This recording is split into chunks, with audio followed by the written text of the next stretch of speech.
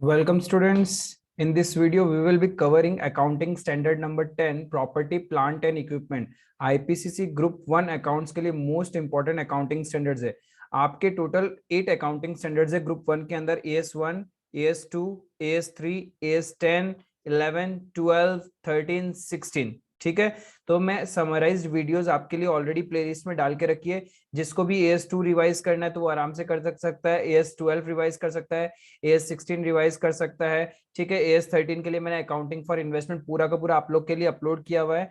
Investment accounts आप वहां से कवर कर लीजिए। हायर परचेज पूरा अपलोड किया हुआ है। इंश्योरेंस क्लेम, इन शॉर्ट आप आराम से मेरे उन लेक्चर्स को देख सकते हैं और अपने मार्क्स सिक्योर कर सकते हैं। आज के वीडियो में हम लोग पूरा का पूरा accounting standard 10 thoroughly with my notes revise करेंगे। हाँ, आप लोगों को यदि चाहिए कि मेरे जैसे समराइज नोट्स आपके पास हो तो आप लोग क्या कीजिएगा, वीडियो को पॉज कीजिएगा और साथ साथ लिखते रहना। ठीक है, एट द एंड पहले मैं क्या करूंगा, पूरा का पूरा अकाउंटिंग स्टैंडर्ड नंबर 10 हम लोग रिवाइज करेंगे। उसके बाद एट द एंड हम क्या करेंगे, इंस्टीट्यूट के जितने भी क्वेश्चन है वो सॉल्व करेंगे। इवन पास्ट पेपर्स के क्वेश्चन भी सॉल्व कर लेंगे। इफ आपको वीडियो अच्छा लगे, आपका अच्छे से रिवीजन हो जाए, आपको लगे कि आपको कॉन्फिडेंस आ चुका है AS10 में, देन प्लीज अपने फ्रेंड्स लोग के साथ भी थोड़ा सा शेयर कर देना। ठीक है, एंड अपडेट करता रहूंगा मैं और अकाउंटिंग स्टैंडर्ड्स के समराइज्ड वीडियोस डालूंगा। और भी कोई टॉपिक से जो आपको चाहिए तो आप कमेंट बॉक्स में मुझे लिख देना। ठीक है, इसके लिए आपको बस करना क्या है, सब्सक्राइब कर लेना, मेरी वीडियो को अच्छा लगे तो लाइक कर देना, कमेंट जरूर करना ताकि मुझे और ज्यादा मोटिवेशन मिले कि मैं आप लोग के लिए ऐसे समराइज वीडियोस बनाते रहूं। ठीक है, चलो स्टार्ट करता है बिना टाइम वेस्ट किए आज का topic, accounting standard number 10, property, plant and equipment. So AS10 property, plant and equipment. ठीक है, यहाँ पे देखो मैंने साइड में लिख रखा है इंड AS 16 क्यों लिखा, क्योंकि जब आप CA फाइनल वाले स्टूडेंट भी यदि इस वीडियो को देख रहे हैं तो उनके लिए भी यूजफुल है। आपका इंड AS 16 है प्रॉपर्टी, प्लांट एंड इक्विपमेंट। ये पहले भी था, हाँ पहले भी था। पहले क्या था कि फिक्स एसेट्स के लिए अलग अकाउंटिंग स्टैंडर्ड था और डेप्रिसिएशन के लिए अलग अकाउंटिंग स्टैंडर्ड था। बट अब क्या हो गया, दोनों को कंबाइन करके एक अकाउंटिंग स्टैंडर्ड है, that is AS10 property, plant and equipment. Ind AS में इसका नंबर कैसे याद रखोगे आप लोग रख सकते हो, क्योंकि पहले क्या था, AS6 में आपके फिक्स एसेट्स के बारे में, AS10 डेप्रिसिएशन के बारे में चल रहा था। तो अब क्या हो गया, इन दोनों को मर्ज कर दिया, मर्ज करके बन गया आपका इंड AS 16। क्लियर है। तो प्रॉपर्टी, प्लांट एंड इक्विपमेंट, सबसे पहले जानना है what is the definition of property, plant and equipment. ये प्रॉपर्टी, प्लांट एंड इक्विपमेंट होता क्या, अभी तक हमने सुन रखा था कि फिक्स एसेट्स क्या होता है। ठीक है, फिक्स एसेट्स क्या होता है, वो टेंजिबल एसेट्स जो हम लोग बिजनेस में यूज करते हैं for a period of more than 12 months. अब बस क्या है तो फिक्स एसेट्स, बस थोड़ा सा डेफिनेशन बड़ा कर दिया गया है। प्रॉपर्टी, प्लांट एंड इक्विपमेंट क्या होता है, all the tangible items held for used in production or supply of goods or services for rental purpose or for administrative purpose expected to be used for more than 12 months, यानी 12 महीने से ज्यादा, चाहे हम production यानी machines वगैरह, चाहे good supply करने के लिए हम लोग कुछ चीज यूज कर रहे हैं, या फिर सर्विसेज देने के लिए जैसे लैपटॉप हो गया, प्रिंटर्स हो गए, वो सब हम यूज करते हैं। रेंटल पर्पस के लिए आप लोग कोई चीज एसेट्स आपने लगा रखी है, या फिर एडमिनिस्ट्रेटिव पर्पस जैसे कॉफी मशीन वगैरह, आपने कुछ वैसा जेरोक्स मशीन वगैरह वैसा कुछ लगा रखा है, तो वो आपके लिए क्या है, that everything falls under the definition of PPE because everything are tangible items. एक चीज आपको दिमाग में रखना है कि इन टेंजिबल आइटम्स के लिए PPE कवर्ड नहीं करता। मेरा AS10 is totally deals with accounting standard number 10। Clear है, ये चीज तो हम लोग को डेफिनेशन क्लियर है। उसके बाद ये AS किसके ऊपर एप्लीकेबल नहीं होता, this AS is not applicable, this AS is not applicable for biological assets. Biological assets का मतलब क्या होता है, वो प्लांट जो कट करके सेल करते हैं हम लोग, यानी डायरेक्टली कट करके, जैसे लंबर। ठीक है, रबड़ वाला जो प्लांट होता है ना, बड़ी बड़ी ट्रीज होते हैं, उसको हम लोग डायरेक्ट क्या करते हैं, पहले प्लांट को, ट्री को ग्रो करते हैं, फिर डायरेक्ट कट करके उसको हम लोग सेल कर दिया जाए। जैसे चंदन, चंदन, ठीक है, चंदन का जो पेड़ होता है, वो लकड़ी जो होती है, उसमें क्या करते हैं हम लोग, प्लांट को पूरा का पूरा, पेड़ को पूरा का पूरा कट करके सेल करते हैं, तो उसको अपन बोलते हैं बायोलॉजिकल एसेट्स। उसके ऊपर AS10 एप्लीकेबल नहीं होता। क्लियर है, but other than bearer plant, bearer plant पे अकाउंटिंग स्टैंडर्ड 10 एप्लीकेबल होता है। ये बियरर प्लांट क्या होता है, वो सारे प्लांट जिसका प्रोड्यूस हम लोग सेल करते हैं, जैसे कि मैंगो ट्री, जैसे कि मैंगो ट्री, ठीक है, मैंगो ट्री से क्या निकलता है, प्रोड्यूस, मैंगोज निकलता है। So mango tree is a bearer plant और उसका प्रोड्यूस को हम लोग मैंगो बोलते हैं, तो प्रोड्यूस को तो हम सेल करते हैं, ट्रेड करते हैं। सो मैंगो ट्री के ऊपर डेप्रिसिएशन एप्लीकेबल होगा, यानी AS10 एप्लीकेबल होगा। Is it clear? तो AS10 is not applicable to biological assets other than bearer plant. Bearer plant का मतलब होता है जिस प्लांट का प्रोड्यूस सेल होता है। And it is also not applicable to wasting assets including mineral rights, expenditure on the exploration for and extraction of minerals, oils, natural gas and similar non degenerative resources. यानी in short कोई भी natural resources के लिए, कोई भी natural resources के लिए आपका कोई राइट से आप माइनिंग वगैरह कर रहे हो, एक्सप्लोरेशन कर रहे हो या एक्सट्रैक्शन के लिए आपको राइट्स मिला हुआ है, तो वो सारा के लिए AS10 एप्लीकेबल नहीं, क्योंकि वो सारी चीज का इट्स एन इनटेंजिबल एसेट। कोई भी राइट जो होता है वो इनटेंजिबल एसेट होता है, उसके लिए मेरा accounting standard number 26 intangible assets applicable होगा। तो ये AS साफ साफ बोलता है कि this AS is not applicable where another AS requires different accounting treatment. जहां पे अलग से अकाउंटिंग ट्रीटमेंट लिखा हुआ है कोई और AS में, उसके लिए AS10 एप्लीकेबल नहीं होगा। आई होप यहां तक आपको क्लियर है कि AS10 का डेफिनेशन में क्या आता है और AS10 किसके ऊपर एप्लीकेबल है, किसके ऊपर एप्लीकेबल नहीं है। एक चीज दिमाग में रखना कि AS10 पूरा का पूरा टेंजिबल एसेट्स के बारे में है, इनटेंजिबल एसेट्स के बारे में नहीं है। क्लियर है? अब कोई भी टेंजिबल आइटम, हमारे बिजनेस का कोई भी टेंजिबल आइटम्स को हम लोग प्रॉपर्टी प्लांट एंड इक्विपमेंट के अंडर रिकॉग्नाइज कैसे करें, उसको प्रॉपर्टी प्लांट एंड इक्विपमेंट यानी फिक्स एसेट्स लेमन लैंग्वेज में माने या नहीं माने। कब मानना है? तो आपको देखना पड़ेगा। AS10 में बोला गया कि कोई भी आइटम, कोई भी टेंजिबल आइटम को आप PPE कब मानोगे? जब जब प्रोबेबल है कि फ्यूचर इकोनॉमिक बेनिफिट होगा ही होगा। क्या है? जब प्रोबेबल है, यानी प्रोबेबल का मतलब हाई प्रोबेबिलिटी एश्योरेंस टाइप का हो गया, ठीक है। It is probable that future economic benefit, future economic benefit का मतलब फ्यूचर में कंपनी को फायदा होगा, या तो प्रॉफिट के सेंस में या फिर पैसे के सेंस में। Future economic benefit will flow to the enterprises and ध्यान रखना, एंड इसका मतलब दोनों कंडीशन साथ में फुलफिल होनी पड़ेगी। And cost of the item can be measured reliably, और उस आइटम का हम लोग कॉस्ट आइडेंटिफाई कर सकते हैं। बचपन से पढ़ा है कि अकाउंट्स के अंदर ऐसा कोई चीज ट्रांजैक्शन हम रिकॉर्ड नहीं करते which can not be measured in terms of money, तो कॉस्ट तो आइडेंटिफाई करना पड़ेगा। आई होप आपको रिकॉग्निशन क्राइटेरिया क्लियर है। रिकॉग्निशन क्राइटेरिया के लिए 2 पॉइंट हमेशा चेक करना है, जब भी इसके ऊपर क्वेश्चन आएगा तो आपको recognition criteria as per AS10 property plant and equipment लिखना है। क्या लिखोगे? कि an item of PPE should be recognized as an asset only if it is probable that future economic benefit will flow to the enterprise and the cost of the item can be measured reliably। ये दोनों condition fulfil होता है तो कोई भी expense tangible items के लिए आप बिजनेस में करते हो, that will be classified under AS10 property plant and equipment. I hope यहां तक आपको क्लियर है। ठीक है, आगे चले। तो आगे क्या बोला है कि बिजनेस में कोई भी हमारा spare part, stand by equipment या सर्विसिंग इक्विपमेंट है, उसको फिर हम लोग क्या करें? तो आपने AS2 valuation of inventory, if आपने AS2 वैल्यूएशन ऑफ इन्वेंट्री नहीं पढ़ रखा तो मैंने समराइज तरीके से वीडियो डाला हुआ है, तो आप आराम से उसको जाके चेक कर लीजिएगा। ठीक है, तो AS2 के अंदर भी हम लोग क्या करते हैं, ये loose tool, stores and spares को क्लासिफाई करते हैं ना। तो यहाँ पे भी बोला गया AS10 में कि if spare part, stand by equipment and servicing equipments आपका डेफिनेशन ऑफ PPE को फुलफिल करता है, तब आप AS10 के अकॉर्डिंग करना उसकी अकाउंटिंग।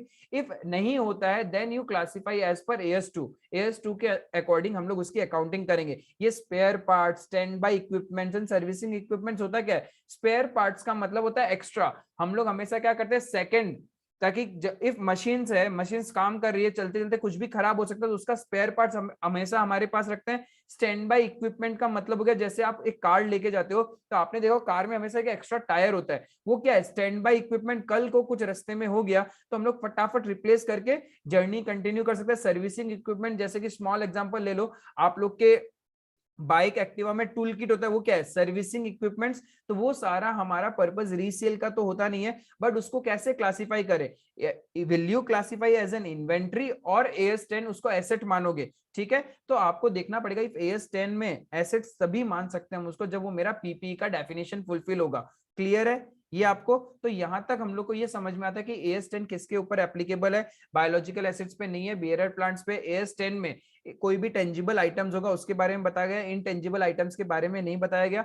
हम एसेट्स को कैसे रिकॉग्नाइज करते हैं, जब हमारे पास फ्यूचर इकोनॉमिक बेनिफिट होगा एंड कॉस्ट उसका हम लोग मेजर कर सकते हैं, तभी उसको AS10 के अकॉर्डिंग हम लोग PPE क्लासिफाई करेंगे। Is it clear? अब देखो कि क्या बोला, हम लोग जब भी बुक्स में रिकॉर्ड करना है, बुक्स में रिकॉर्ड दो टाइम हो सकता है। एक तो सबसे पहले इनिशियल रिकॉग्निशन। इनिशियल रिकॉग्निशन का मतलब होता है जब आप एसेट खरीदते हो या फिर जब आप नई एसेट्स बनाते हो, तब आप उसको कैसे रिकॉर्ड करोगे। और बाद में सर्टेन टाइम के बाद में कभी कभी हम क्या करते हैं, एक एसेट सपोज आपने एक बिल्डिंग बनवाई, तो बिल्डिंग बनवाई तब कैसे रिकॉग्नाइज करना है, आफ्टर फ्यू इयर्स हम लोग क्या करते हैं, बिल्डिंग में रिनोवेशन भी करवाते हैं, उस टाइम में आप लोग कैसे अकाउंटिंग करोगे। तो बोलता है इनिशियली कोई भी एसेट हो, इनिशियली कोई भी एसेट हो तो हम लोग क्या करते हैं, कॉस्ट मॉडल अप्लाई करते हैं। कॉस्ट मॉडल का मतलब होता है बनकर पुट टू यूज तक, पुट टू यूज तक आने तक उसमें जितना खर्चा लगा है that is considered as a cost of the asset. लेकिन बाद में आप दो तरीके से कर सकते हो, इधर you can follow the cost model जितना खर्चा लगा, या फिर हम लोग रीवैल्यूएशन मॉडल भी यूज कर सकते हैं। रीवैल्यूएशन मॉडल का मतलब होता है कि हम एसेट्स की ज्यादा या कम वैल्यू को रीवैल्यूएशन रिजर्व के थ्रू करेंगे। इफ आपने रीवैल्यूएशन रिजर्व को यूज किया है तो अकाउंटिंग भी उसके पॉइंट ऑफ व्यू से होगा। और AS10 आगे चल के आपको समझाएगा कि रीवैल्यूएशन मॉडल में कैसे क्या करना होता है। क्लियर है? तो यहाँ पे एक चीज दिमाग में रखना, इनिशियली फर्स्ट टाइम जब बिजनेस में आपके पास एसेट आती है या फिर जब आप एसेट बनाते हो, then it is always measured as per the cost model. And बाद में आफ्टर सर्टेन टाइम जब भी आप उसका कुछ करते हो, रिनोवेशन करते हो या कुछ भी करते हो, रिप्लेस करते हो, तब क्या होता है, it can be revalued by two methods. दो तरह से अकाउंटिंग हो सकता है, one is cost model, another one is revaluation model. Clear है? अब हमने ये सीख लिया कि कौन सा अकाउंटिंग मेथड्स फॉलो करना है। अब कॉस्ट का मतलब होता है कॉस्ट में क्या क्या कंसीडर करें। कॉस्ट में तो बहुत कुछ हो सकता है, तो ध्यान रखना पुट टू यूज यानी वर्केबल कंडीशन तक एसेट को लाने के लिए जो एक्सपेंसेस कंपलसरी है that are considered as a part of the cost, यानी परचेज प्राइस, डायरेक्ट एक्सपेंसेस, ठीक है, non refundable government taxes. And if आपने एसेट को इंस्टॉल कराने के लिए कोई स्पेसिफिक रूम वगैरह बनाया है, स्पेसिफिक स्ट्रक्चर बनाया है, तो फ्यूचर में क्या करना पड़ेगा, जब उस एसेट की लाइफ खत्म हो जाएगी आपको उस स्ट्रक्चर को ब्रेक करना पड़ेगा। तो उस स्ट्रक्चर को ब्रेक करने में जो कॉस्ट लगेगा, उस वैल्यू का आज का प्रेजेंट वैल्यू भी हम लोग कॉस्ट में कंसीडर करते हैं। क्लियर है? क्या क्या नहीं कंसीडर करेंगे, यानी जैसे कि बिल्डिंग बन गया, बिल्डिंग बनने के बाद आपने जो इनॉग्रेशन एक्टिविटी करवाते हो, इनॉग्रेशन का खर्चा होता है, वो हमारा कॉस्ट का पार्ट नहीं बनेगा। आप एक लोकेशन से दूसरे लोकेशन में बिजनेस शिफ्ट कर रहे हो, ठीक है, तो एक लोकेशन से दूसरे लोकेशन में एसेट भी लेके जाना पड़ेगा, तो वो जो ट्रांसपोर्टेशन कॉस्ट है उसको भी हम लोग कॉस्ट का पार्ट नहीं मानते। क्लियर है? Is it clear? या फिर कोई भी छोटा मोटा एडमिनिस्ट्रेटिव या जनरल ओवरहेड हम लोग कर रहे हैं तो वो भी मेरा कॉस्ट का पार्ट नहीं होता है। आई होप ये क्लियर है। कॉस्ट के अंदर क्या क्या लेना है, परचेज प्राइस जितने में आपने उसको एसेट को खरीदा है, ठीक है, कोई भी directly attributable cost, directly attributable cost का एग्जांपल मैं दे दूं, जैसे कि आपने सपोज एक एक्स स्टेट से सामान खरीदा, एसेट खरीदे, तो आपके स्टेट तक आने में ट्रांसपोर्टेशन कॉस्ट लगेगा, this is directly attributable cost. या फिर आपने क्या किया, चाइना से मशीन इंपोर्ट करी, ठीक है, मशीन थोड़ी स्पेशलाइज नेचर की है एंड मशीन आपके यहाँ इंस्टॉल हो गई। अब मशीन को यूज करने के लिए आपको क्या करना पड़ा, एक ट्रेनर को अपॉइंट करना पड़ा जिसने आपके एम्प्लॉयज को सिखाया। तो ट्रेनर को जो पे कर रहे हो ना, ट्रेनर को जो कॉस्ट दी जाएगी that is also directly attributable cost, because if आप ट्रेनर को पैसा नहीं दोगे तो मशीन आपकी कोई काम की नहीं, आपके एम्प्लॉयज यूज ही नहीं कर पाएंगे। तो आपके एम्प्लॉयज को ट्रेनिंग दिलवाना कंपलसरी है उस मशीन को ऑपरेशन में आने के लिए। Is it clear? Directly attributable cost क्या है? फिर decommissioning, restoration and similar liabilities. Decommissioning restoration का मतलब हो गया फ्यूचर में जब आप एसेट को डिसमेंटल करोगे तो एसेट के लिए आपने जो इंफ्रास्ट्रक्चर बनाया उसको भी डिसमेंटल करना पड़ेगा, वो कोई काम का नहीं, वो शेप साइज आपके काम का नहीं है, तो उस डिसमेंटलिंग में भी खर्चा लगता है। जब आप घर बनाते हो तभी भी खर्चा लगता है, जब घर तुड़वाते हैं तभी भी हमारी कॉस्ट लगती है। सिमिलरली एसेट को इंस्टॉल करने के लिए आपने जो कॉस्ट लगाया है, ठीक है, तो आपने एक अलग से इंफ्रास्ट्रक्चर बनाया होगा, एक शेप साइज का रूम बनाया होगा, उस शेप साइज का रूम सिर्फ उस मशीन के लिए था। अब क्या करना पड़ेगा, उसको ब्रेक करवाना पड़ेगा, तो ब्रेक करवाने में कॉस्ट लगेगा। तो आज ही इनिशियली जब आपने खरीदा है उसी दिन क्या करोगे, उस डिसमेंटलिंग कॉस्ट को एट प्रेजेंट वैल्यू कॉस्ट का पार्ट बनाओगे। क्लियर है? क्या क्या कॉस्ट का पार्ट नहीं बनेगा? कोई भी नया बिजनेस ओपन करने से पहले आप क्या करते हो, ओपनिंग सेरेमनी वगैरह करवाते हो, तो उसमें जो खर्चा लग रहा है वो आपके कॉस्ट का पार्ट नहीं बनेगा। कोई भी नया प्रोडक्ट लॉन्च करने से पहले आप एडवर्टाइजमेंट वगैरह का खर्चा करते हो, तो वो भी आपके कॉस्ट का पार्ट नहीं बनेगा। कोई भी एक जगह से दूसरे जगह बिजनेस लोकेट करने में जो वो ट्रांसपोर्टेशन का खर्चा, शिफ्टिंग का कॉस्ट है, that will also not form part of the cost. Clear है?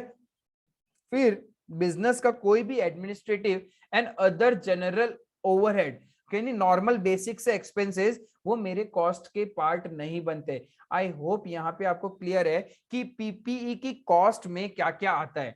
क्लियर है? अब आप कोई एक एसेट बना रहे हो, ठीक है, सपोज आपका एक बहुत बड़ा प्रोजेक्ट का काम चल रहा है, तो उसको प्रोजेक्ट को कंप्लीट होने में, एक बहुत बड़ी बिल्डिंग रेसिडेंशियल का काम चल रहा है आपका, और उसको कंप्लीट होने में अराउंड 5 to 7 ईयर्स लगेंगे। तो आपने क्या किया, कुछ टाइम के लिए वहां पे एक शेड लगा के कुछ जगह पार्किंग के लिए यूज कर ली और लोगों को वहां पे पार्किंग करने दिया एंड उससे कुछ रेवेन्यू जनरेट किया। ठीक है? एंड वो शेड बनाने में भी आपका एक्सपेंस हुआ। तो AS10 क्या बोलता है, जब आप कोई पीपीई को बना रहे हैं, कोई एसेट को डेवलप कर रहे हैं, उस टाइम आपके कोई भी इंसिडेंटल ऑपरेशंस आप वहां पे करते हो, जैसे कि ये पार्किंग वाला एग्जांपल, उससे कोई भी इनकम या एक्सपेंस होगा आपको, देन दैट इनकम और expense will not be adjusted with the cost of PP. Directly हम लोग क्या करेंगे, उसको प्रॉफिट एंड लॉस में रिकॉग्नाइज करते हैं। Is it clear? कोई भी इनकम या एक्सपेंस इंसिडेंशियल ऑपरेशन से होता है विच आर नॉट नेसेसरी, जो कोई जरूरी नहीं है कि हम लोग करें ही। जरूरी थोड़ी था प्रोजेक्ट चल रहा है कि हम लोग पार्किंग के लिए वो जगह दे, हम नहीं करते तब भी क्या हमारा प्रोजेक्ट नहीं बनता क्या? वो तो एडिशनल रेवेन्यू अर्न करने के लिए हमने थोड़ा सा कॉस्ट लगाया और रेवेन्यू अर्न करी। तो बोलता है which are not necessary to bring the item to the location and condition necessary for it to be capable of operating in the manner intended by management. यानी जैसा मैनेजमेंट चाहता है वैसा उस एसेट को बनाने के लिए, उस कंडीशन में, उस लोकेशन में लाने के लिए ये काम करना कोई जरूरी नहीं था, फिर भी आपने किया, तो उससे कोई भी इनकम या एक्सपेंस होगी that will be directly recognised in profit and loss account. Is it clear? तो यहां पे आप चाहो तो एग्जांपल भी लिख के रख सकते हो। In a construction project, place could be used for parking revenue till the construction is in process. जब तक कंस्ट्रक्शन प्रोग्रेस में है तब हम लोग क्या करते हैं, पार्किंग फैसिलिटी दे सकते हैं और लोगों से पैसा कमा सकते हैं ना। तो बोलता है इफ वो कोई पैसा कमाओगे तो उसको हम लोग इंसिडेंटल ऑपरेशंस बोलते हैं, और उसका आप लोग कहां रिकॉग्नाइज करोगे, प्रॉफिट एंड लॉस अकाउंट में हम लोग रिकॉग्नाइज करेंगे। आई होप यहां तक आप लोग को समझ में आ रहा है। इफ समझ में आ रहा है प्लीज एक बार लाइक कर दो, मेरे चैनल को सब्सक्राइब कर लो, एंड पूरा अच्छे से आपका रिवीजन हो रहा है। देखो this is a fast track revision, ठीक है, मैं इसको इन डिटेल इन डेप्थ नहीं जा रहा हूं, ठीक है, इन डिटेल इन डेप्थ हम लोग नहीं जा सकते, जस्ट एग्जाम से पहले इसको ब्रीफिंगली मैं बता रहा हूं ताकि पूरा का पूरा एएस रिवाइज हो जाए और हम लोग फटाफट क्या कर सके, क्वेश्चंस भी उसके ऊपर देख सके। क्लियर है? तो अब देखो हमने क्या किया, अलग अलग सिनेरियो देखना होता है कि अलग अलग सिनेरियो में हम लोग कॉस्ट बुक्स में एसेट को किस वैल्यू पे रिकॉग्नाइज करें। तो बोलता है यदि आपने पेमेंट, सपोज हमने एक एसेट खरीदा और उसका पेमेंट करना था 3 मंथ्स में, इफ 3 मंथ्स में पेमेंट नहीं करोगे तो हमें इंटरेस्ट भी देना पड़ेगा। तो हमने 10 लाख की एसेट परचेज करी, हमने क्या किया, 3 मंथ्स में पेमेंट नहीं कर पाए और एक्स्ट्रा 3 मंथ्स ले लिए, तो उसमें हम लोग को इंटरेस्ट देना पड़ेगा। बोलता है वो जो आपका इंटरेस्ट जाता है ना, that will not form part of the cost, उसको आपको नॉर्मल इंटरेस्ट एक्सपेंस ही मानना है। क्लियर है? If the payment is deferred beyond normal credit terms, beyond normal credit terms का मतलब होता है जितना टाइम पीरियड आपको मिला था पेमेंट करने के लिए, यदि आपने उतने टाइम पीरियड में पेमेंट नहीं किया, उसके बाद डिले करके पे किया, तो उसके ऊपर जो भी इंटरेस्ट आप दोगे that will be treated as an expense, interest expense दिखाएंगे हम लोग प्रॉफिट एंड लॉस अकाउंट में। क्लियर है? हाँ, लेकिन यहाँ पे मैंने AS16 बोरोइंग कॉस्ट क्या बोलता है, यदि आपने कोई स्पेसिफिक लोन लिया था उस एसेट को बनाने के लिए, तो जब तक वो एसेट बन नहीं जाती, जब तक वो एसेट आपकी बन नहीं जाती, उसके ऊपर जितना भी इंटरेस्ट लग रहा है आपका, that forms part of the cost. और ये आपको AS16 में बताया गया है, except such interest is capitalised as per AS 16। तो AS 16 जितना कैपिटलाइज करने के लिए बोल रहे हैं उतना तो कर लेंगे, बाकी सबको क्या करेंगे हम लोग as normally profit and loss के डेबिट में दिखाएंगे इंटरेस्ट एक्सपेंस। क्लियर है। दूसरा केस क्या बोलता है कि हम एसेट खरीदते हैं, ठीक है, एसेट को कभी कभी तो पैसा देके खरीदते हैं, कभी कभी हम लोग क्या कर सकते हैं, एक एसेट लिया उसके बदले में दूसरा एसेट दे दिया, या फिर एक एसेट लिया एक एसेट दिया और थोड़ा सा पैसा दे दिया, यानी in exchange of PP is acquired in exchange for a non monetary asset, मतलब एसेट के बदले एसेट और मॉनिटरी एसेट मतलब पैसा, और ए कॉम्बिनेशन ऑफ बोथ, या तो थोड़ा पैसा और एक एसेट देके हमने क्या किया, सामने वाले से एसेट खरीद लिया। तो उस कंडीशन में बोलता है कि जो एसेट आप एक्वायर कर रहे हो उसको किस वैल्यू में रिकॉग्नाइज करोगे, that will be measured at fair value, that will be measured at fair value. Fair value बोले तो मार्केट वैल्यू, ये ध्यान रखना, a value between two knowledgeable buyers, उसको हम लोग फेयर वैल्यू बोलते हैं, ठीक है। लेकिन ये फेयर वैल्यू में कब नहीं देखना, एक्सेप्ट कब, जब आपका जो ये ट्रांजेक्शन है it lacks commercial substance, it lacks commercial substance मतलब कोई पैसा आना जाना हो ही नहीं रहा, मतलब बिजनेस के फ्यूचर कैश फ्लोज को कोई इंपैक्ट नहीं हो रहा, उसमें हम लोग क्या करेंगे, then such asset will be valued at carrying amount. Carrying amount का मतलब होता है बुक वैल्यू, कैरिंग अमाउंट का मतलब होता है book value. Is it clear. या फिर जो एसेट्स हम लोग एक्सचेंज कर रहे हैं, किसी भी एसेट का फेयर वैल्यू पता करना पॉसिबल नहीं है, fair value of asset not reliably measurable, हम लोग फेयर वैल्यू पता ही नहीं कर सकते। तो इन दो कंडीशन में बोला गया है कि आप लोग एसेट को कैसे रिकॉर्ड करोगे, एट बुक वैल्यू, जो पुरानी वाली एसेट की बुक वैल्यू है उसी वैल्यू में आप नई वाली एसेट को रिकॉर्ड करोगे।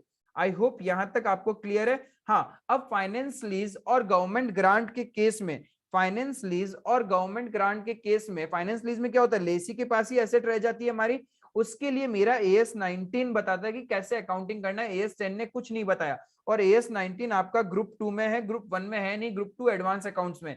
इफ आप चाहते हो कि AS 19 का मैं समराइज तरीके से आपको एक AS के ऊपर पूरा एक लेक्चर बना दूं, तो प्लीज आप लोग कमेंट करना, तभी मैं क्या करूंगा आपके लिए AS 19 पे भी एक समराइज लेक्चर बना दूंगा। क्लियर है। देन गवर्नमेंट ग्रांट के लिए AS 12 है, आप रेफर कर सकते हो, इसका वीडियो मैंने अपलोड किया हुआ है, आप पूरा अच्छे से AS 12 को पढ़ सकते हो, कैसे एडिटिव और डिडक्टिव मेथड होता है।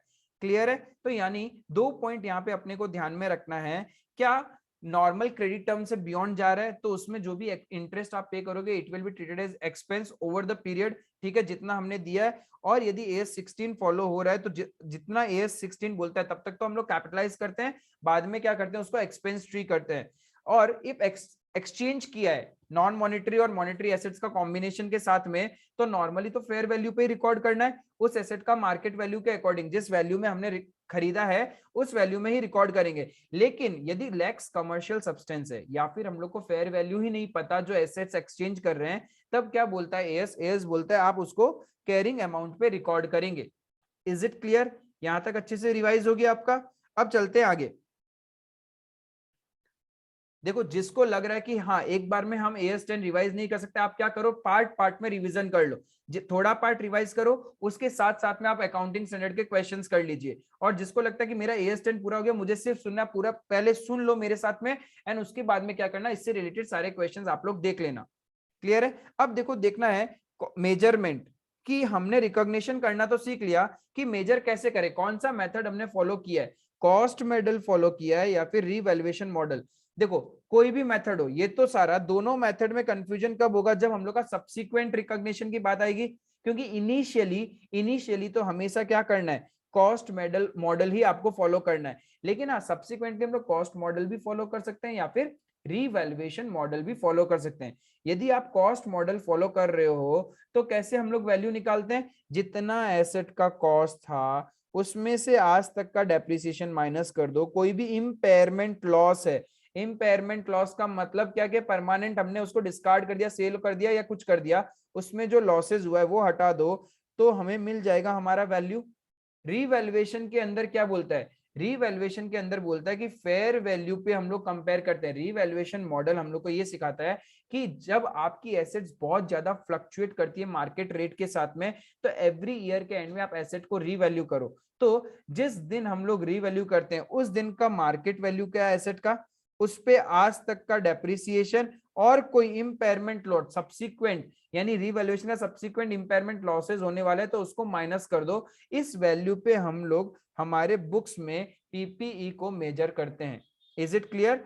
लेकिन एक चीज हमेशा ध्यान रखना, रीवैल्यूएशन जो हम करते हैं ना एंटायर क्लास ऑफ पीपीई के साथ होगा, एक इंडिविजुअल एसेट्स के साथ नहीं होता है। जैसे कि सपोज आपका एक ब्लॉक ऑफ एसेट्स है, उसमें 6 बिल्डिंग्स है, तो आपने एक बिल्डिंग को रीवैल्यू कर लिया, बाकी 5 को नहीं करोगे, ऐसा नहीं चलेगा। सारी की सारी 6 बिल्डिंग्स को रीवैल्यू करना पड़ेगा आपको। क्लास मतलब जो ब्लॉक ऑफ एसेट्स है उसके अकॉर्डिंग चलना होगा, इंडिविजुअल एसेट्स के वाइज आप नहीं चल सकते। हाँ, आपके पास क्या है, 6 मशीन्स है, 6 बिल्डिंग का एक ब्लॉक है, 6 मशीन्स का एक ब्लॉक है। मशीन्स को आपने रीवैल्यू किया और बिल्डिंग को रीवैल्यू नहीं किया तो चलेगा, तब कोई दिक्कत नहीं। आप बिल्डिंग के लिए कॉस्ट मॉडल फॉलो कर लो और मशीन्स के लिए रीवैल्यूएशन मॉडल कर लो। बट आप ऐसे नहीं कर सकते कि 2 मशीन्स के लिए तो रीवैल्यूएशन मॉडल और बाकी 4 मशीन्स के लिए कॉस्ट मॉडल, ऐसा नहीं कर सकते। आपको क्या करना पड़ेगा, कंप्लीट ब्लॉक के अकॉर्डिंग आपको चलना होता है। Is it clear? अब ये रीवैल्यूएशन कब कर सकते हैं, देखो नॉर्मली इफ आपका एसेट बहुत ज्यादा फ्लक्चुएट होता है, वॉलेटाइल है, मार्केट रेट के साथ ऊपर डिपेंड करता है, तब तो एवरी ईयर एंड में आप अपनी एसेट्स को रीवैल्यू करो। लेकिन यदि वो इतना वॉलेटाइल नहीं है, एवरी ईयर मार्केट के साथ फ्लक्चुएट नहीं करता है, तो एस बोलता है नॉर्मली आप लोग को क्या करना चाहिए, 3 to 5 ईयर्स में रीवैल्यू करना चाहिए। Revalue only in 3 to 5 years.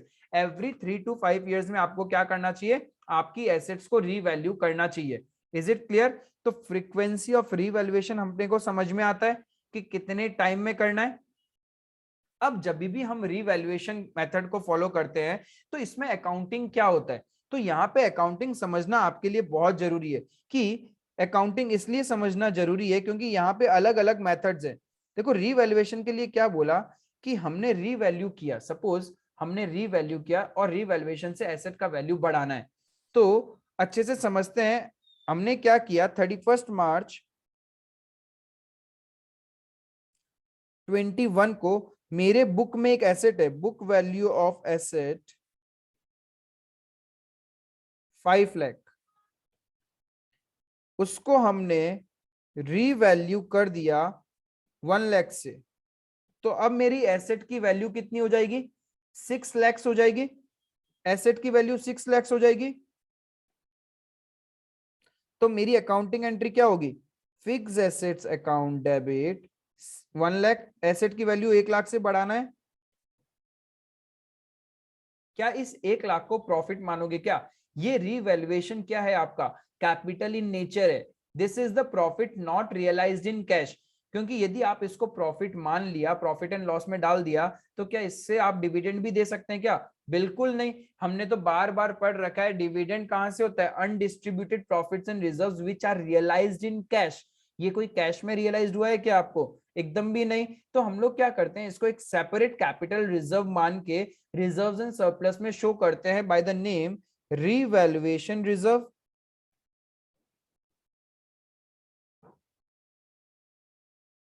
1 lakh रुपए से रीवैल्यूएशन रिजर्व दिखा देंगे। अब ये तो हो गया, अब हम लोग डेप्रिसिएशन वगैरह चार्ज करेंगे तो एक्स्ट्रा डेप्रिसिएशन चार्ज करना पड़ेगा। तो एक्स्ट्रा डेप्रिसिएशन जो भी होगा that will B amortised from the revaluation itself. ठीक है, वो मैं थोड़ा आगे सिखाता हूं, पहले हम लोग ये कंसेप्ट सीख लेते हैं कि हम लोगों ने रीवैल्यूएशन किया। अब देखो हमने रीवैल्यूएशन कर लिया, अब सडनली क्या हुआ, 31 मार्च 22 डेप्रिसिएशन लगाने के बाद अज्यूम कि हम लोग डेप्रिसिएशन लगा चुके हैं और बुक वैल्यू ऑफ एसेट्स हो चुकी है 5,40,000। ठीक है, अब हम फिर से इसको रीवैल्यू कर रहे हैं, इसी सेम एसेट्स को रीवैल्यू करना है और रीवैल्यूड वैल्यू है उसका, यहां पे मैं ठीक कर देता हूं, रीवैल्यू करो 6 लाख से, 6 लाख की रीवैल्यूड फिगर है। अब रीवैल्यूड फिगर है आपका 5 लाख। इसका मतलब हमें 40,000 से एसेट की वैल्यू को कम करना है। एसेट की वैल्यू को कम करने का मतलब हो गया लॉस। तो हम लोग क्या करेंगे, to fix asset account, asset को 40,000 से कम कर दिया। डेबिट किसको करेंगे, क्या इस लॉस को प्रॉफिट एंड लॉस में दिखाएंगे, बिल्कुल नहीं। कभी भी कोई भी एसेट को आपने फर्स्ट टाइम अपवर्ड रिवैल्यूएशन किया था, ठीक है, तब आपने रिवैल्यूएशन रिजर्व में डाला था। इफ उसी एसेट को सब्सिक्वेंट डाउनवर्ड रिवैल्यूएशन होता है, then that downward revaluation up to the amount available in revaluation reserve वहीं से यूज होगा। तो हम लोग कहां से पैसा निकालेंगे, रिवैल्यूएशन रिजर्व डेबिट। क्लियर है ये चीज। तो हम लोग कहां से पैसा निकालेंगे, रीवैल्यूएशन रिजर्व से निकालेंगे। नाउ लेट्स से सपोज यहां पे रीवैल्यूएट फिगर होता आपका 2,50,000, ये 5 लाख नहीं होके 2,50,000 होता, तब आपको क्या करना पड़ता, तब आपको आपकी एसेट की वैल्यू को कितने से कम करना है, 2,90,000 से कम करना है। तो हम लोग अकाउंटिंग क्या करते, टू फिक्स एसेट्स 2,90,000 से कम करना है। अब लेकिन जब फर्स्ट टाइम अपवर्ड रिवैल्यूएशन किया था, तब तो हमने रिवैल्यूएशन रिजर्व में 1 लाख ही डाला था। तो 1 लाख तो क्या करेंगे हम लोग, रिवैल्यूएशन रिजर्व से निकाल लेंगे। 1 लाख क्या करेंगे, रिवैल्यूएशन रिजर्व से निकल जाएगा अपना। तो बाकी जो 190 है उसको कहां से निकालेंगे, नाउ ये 190 इज अ लॉस, जिसको हम लोग प्रॉफिट एंड लॉस अकाउंट से लेंगे। इज इट क्लियर, समझ में आया आपको। यानी crux of the story is that कि जब आप फर्स्ट टाइम अपवर्ड रिवैल्यूएशन करते हो, then that amount is transfer to revaluation reserve, ठीक है, और बाद में सब्सिक्वेंटली उसी एसेट का डाउनवर्ड रिवैल्यूएशन होता है। तो जितना अमाउंट आपका रिवैल्यूएशन रिजर्व में है, उतने तक तो हम लोग रिवैल्यूएशन रिजर्व से करेंगे। इफ उससे एक्स्ट्रा यदि डाउनवर्ड रिवैल्यूएशन है, then that extra amount is debited to profit and loss account. Is it clear, यहां तक समझ में आया आप लोग को।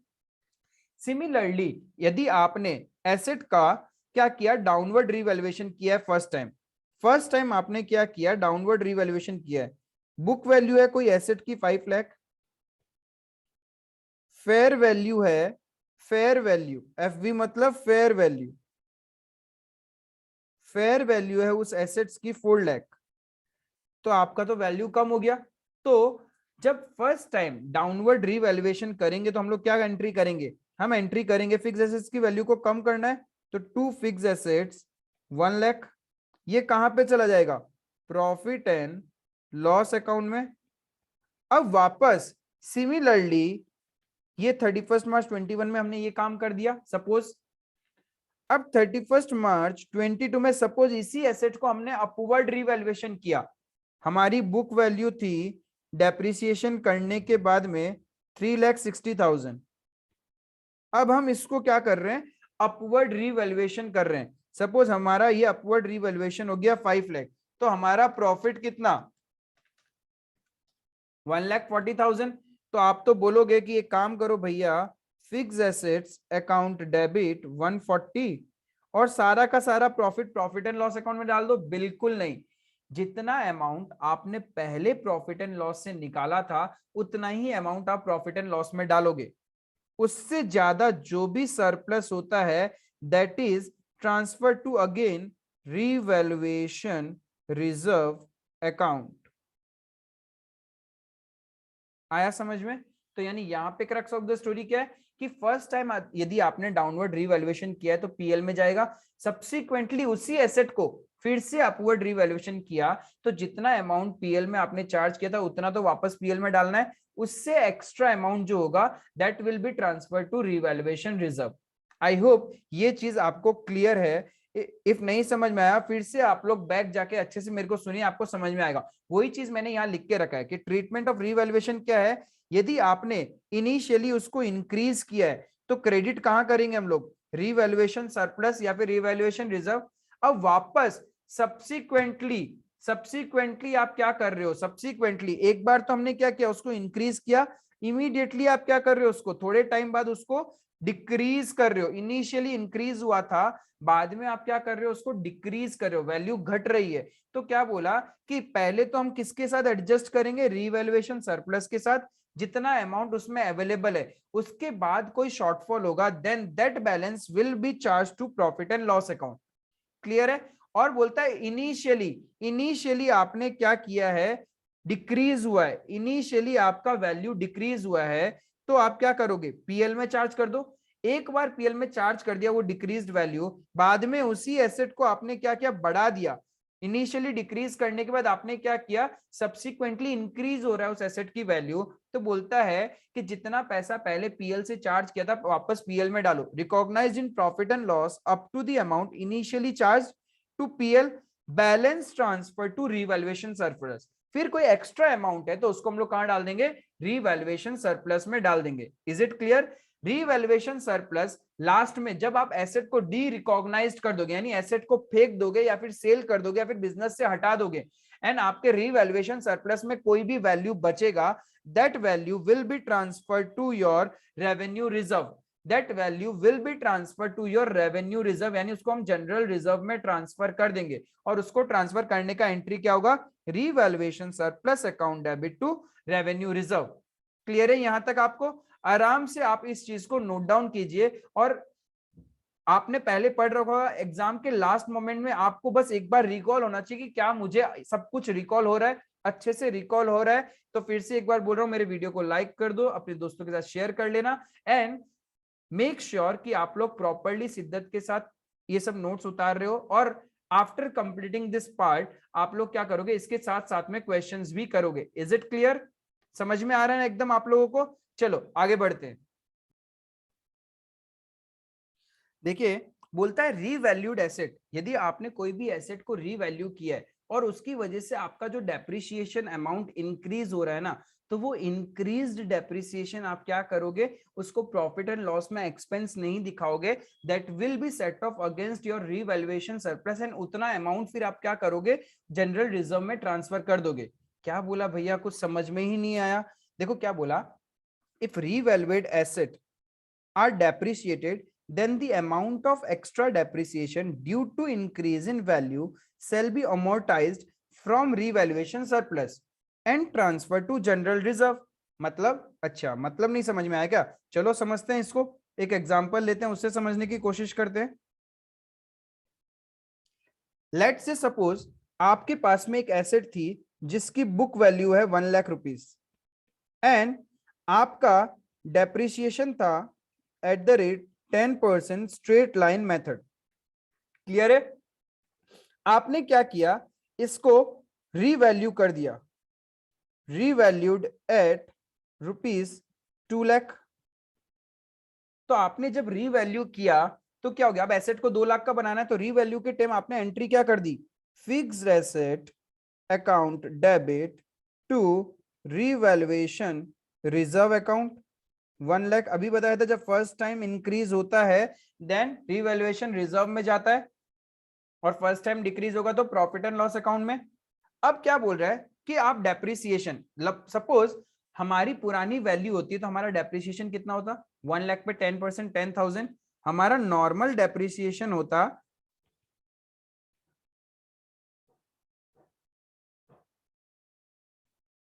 1 लाख का 10% 10,000, लेकिन ड्यू टू अभी तो क्या है, हमारे बुक्स में एसेट की वैल्यू 2 लाख हो चुकी है, तो मेरा डेप्रिसिएशन कितना होगा, 2 लाख पे 10% 20,000।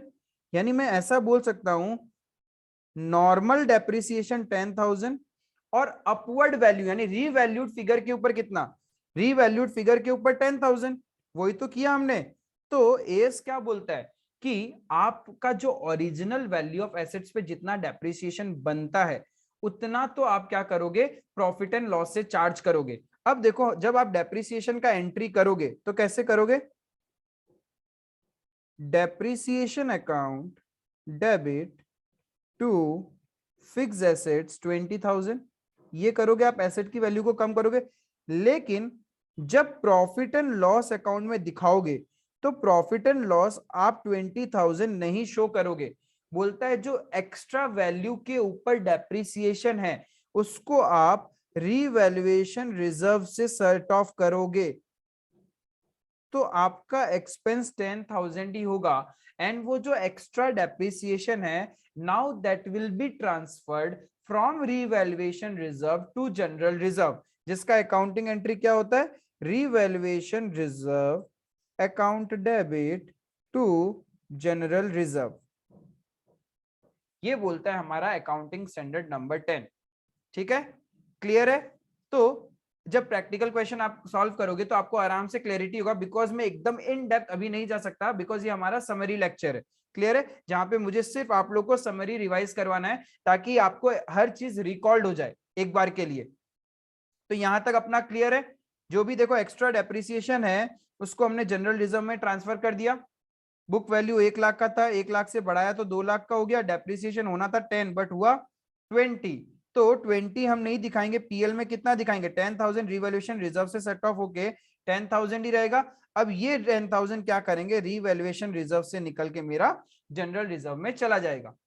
क्लियर है, आगे बढ़े हम लोग, आराम से सब कुछ रिकॉल हो रहा है आप लोग को समराइज्ड वे में।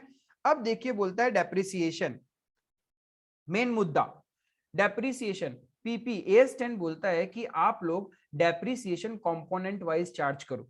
ठीक है, इफ आप एसेट्स को तोड़ सकते हो तो एसेट्स को ब्रेक कर करके करो, एंड प्लस डेप्रिसिएशन चार्ज करना कंपलसरी है। इफ आपके बिजनेस में एसेट है तो आपको डेप्रिशिएट करना ही पड़ेगा। लेकिन कैसे, जैसे कि सपोज एक बाइक है, बाइक को हम लोग क्या कर सकते हैं, टुकड़ों में तोड़ सकते हैं, टायर्स अलग हो सकता है, इंजन अलग हो सकता है, बॉडी अलग हो सकता है। तो बोलता है कोई भी एसेट जिसके अलग अलग पार्ट्स और अलग अलग पार्ट्स की वैल्यू हो तो आप लोग part wise component wise depreciation करोगे।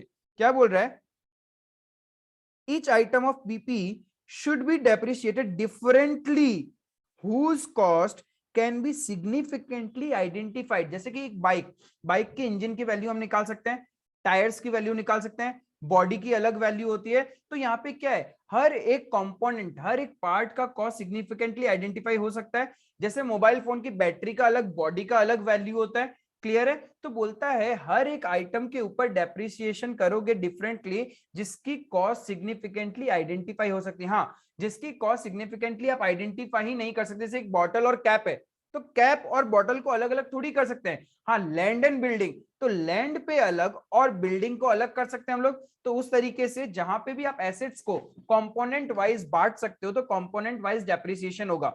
डेप्रिसिएशन जितना भी हम लोग चार्ज करते हैं, बचपन से पढ़ा कि वो प्रॉफिट एंड लॉस के डेबिट साइड में आता है। ठीक है, लेकिन एक्सेप्ट कि उन लोग को क्या करना है, हम लोग को उसकी कैरिंग अमाउंट मतलब बुक वैल्यू में ऐड करना है। AS2 में भी बोला गया है कि समटाइम्स हम लोग क्या कर सकते हैं, डेप्रिसिएशन वैल्यू को AS2 के अकॉर्डिंग उसकी बुक वैल्यू में ऐड कर दिया। फिर AS26 इंटेंजिबल एसेट्स जब आप पढ़ोगे तो आपको समझ में आएगा कि वहां पे समटाइम्स हम लोग क्या करते हैं कि उस वैल्यू को हम लोग उसकी बुक वैल्यू में ही ऐड कर देते। क्लियर है, तो इन दो सिनेरियो को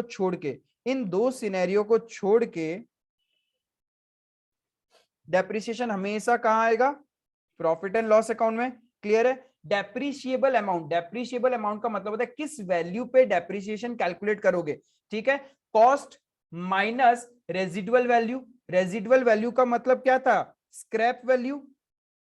आपने सपोज एक एसेट खरीदा 1 लाख रुपए का और उसकी लाइफ है 5 साल, और 5 साल के एंड में आप उसको 20,000 में बेच दोगे, यानी भंगार के रेट में। स्क्रैप वैल्यू का मतलब भंगार वाली रेट, भंगार की रेट में भी 20,000 में बिक जाएगा। तो प्रैक्टिकली देखे तो एसेट की वैल्यू कितनी है, 80,000 ही डेप्रिशिएट होगी, क्योंकि at the end of the life of 5 years आपको 20,000 तो मिल ही जाएगा ना, कैसे भी करके, चाहे वो एसेट की कोई भी कंडीशन हो। तो बोलता है डेप्रिसिएशन किस वैल्यू पे लगता है, जो मेरी कॉस्ट वैल्यू है उसमें से स्क्रैप वैल्यू माइनस कर दो, जो आप लोग बचपन से डेप्रिसिएशन में करते आए हो। ठीक है, उस तरीके से कॉस्ट माइनस रेजिडुअल वैल्यू जो आता है उस वैल्यू पे हम लोग डेप्रिसिएशन चार्ज करेंगे। क्लियर है, डेप्रिसिएशन चार्ज करना कंपलसरी है, बिल्कुल कंपलसरी है। कब डेप्रिसिएशन होना कब स्टार्ट हो जाता है, उस दिन से जिस दिन आपने एसेट को अपने बिजनेस में खरीदा या फिर वो यूज करने की कंडीशन में आपके बिजनेस में है। जिस दिन आपने एक्वायर किया या फिर जिस दिन से वो वर्केबल यानी यूजेबल कंडीशन में आपके बिजनेस में है, उस दिन से डेप्रिसिएशन होना स्टार्ट हो जाएगा। इट इज क्लियर है, तो charging of depreciation is compulsory. It should begin as soon as asset is acquired, immediately जैसे asset खरीदा, and available for use or capable of using in the manner intended by the management. ठीक है, या तो फटाफट use करने की condition में या फिर उस कंडीशन में जिस तरीके से हम लोग को यूज करना है। क्लियर है, उसी मोमेंट में आपका एसेट पे डेप्रिसिएशन चार्ज होना स्टार्ट हो जाएगा। अब ये यूजफुल लाइफ जानना जरूरी है। यूजफुल लाइफ क्या होता है? यूजफुल लाइफ का मतलब एक्सपेक्टेड लाइफ, कि कितने साल तक आप एक एसेट को यूज करोगे। अब ये डिपेंड करता है बिजनेसमैन टू बिजनेसमैन।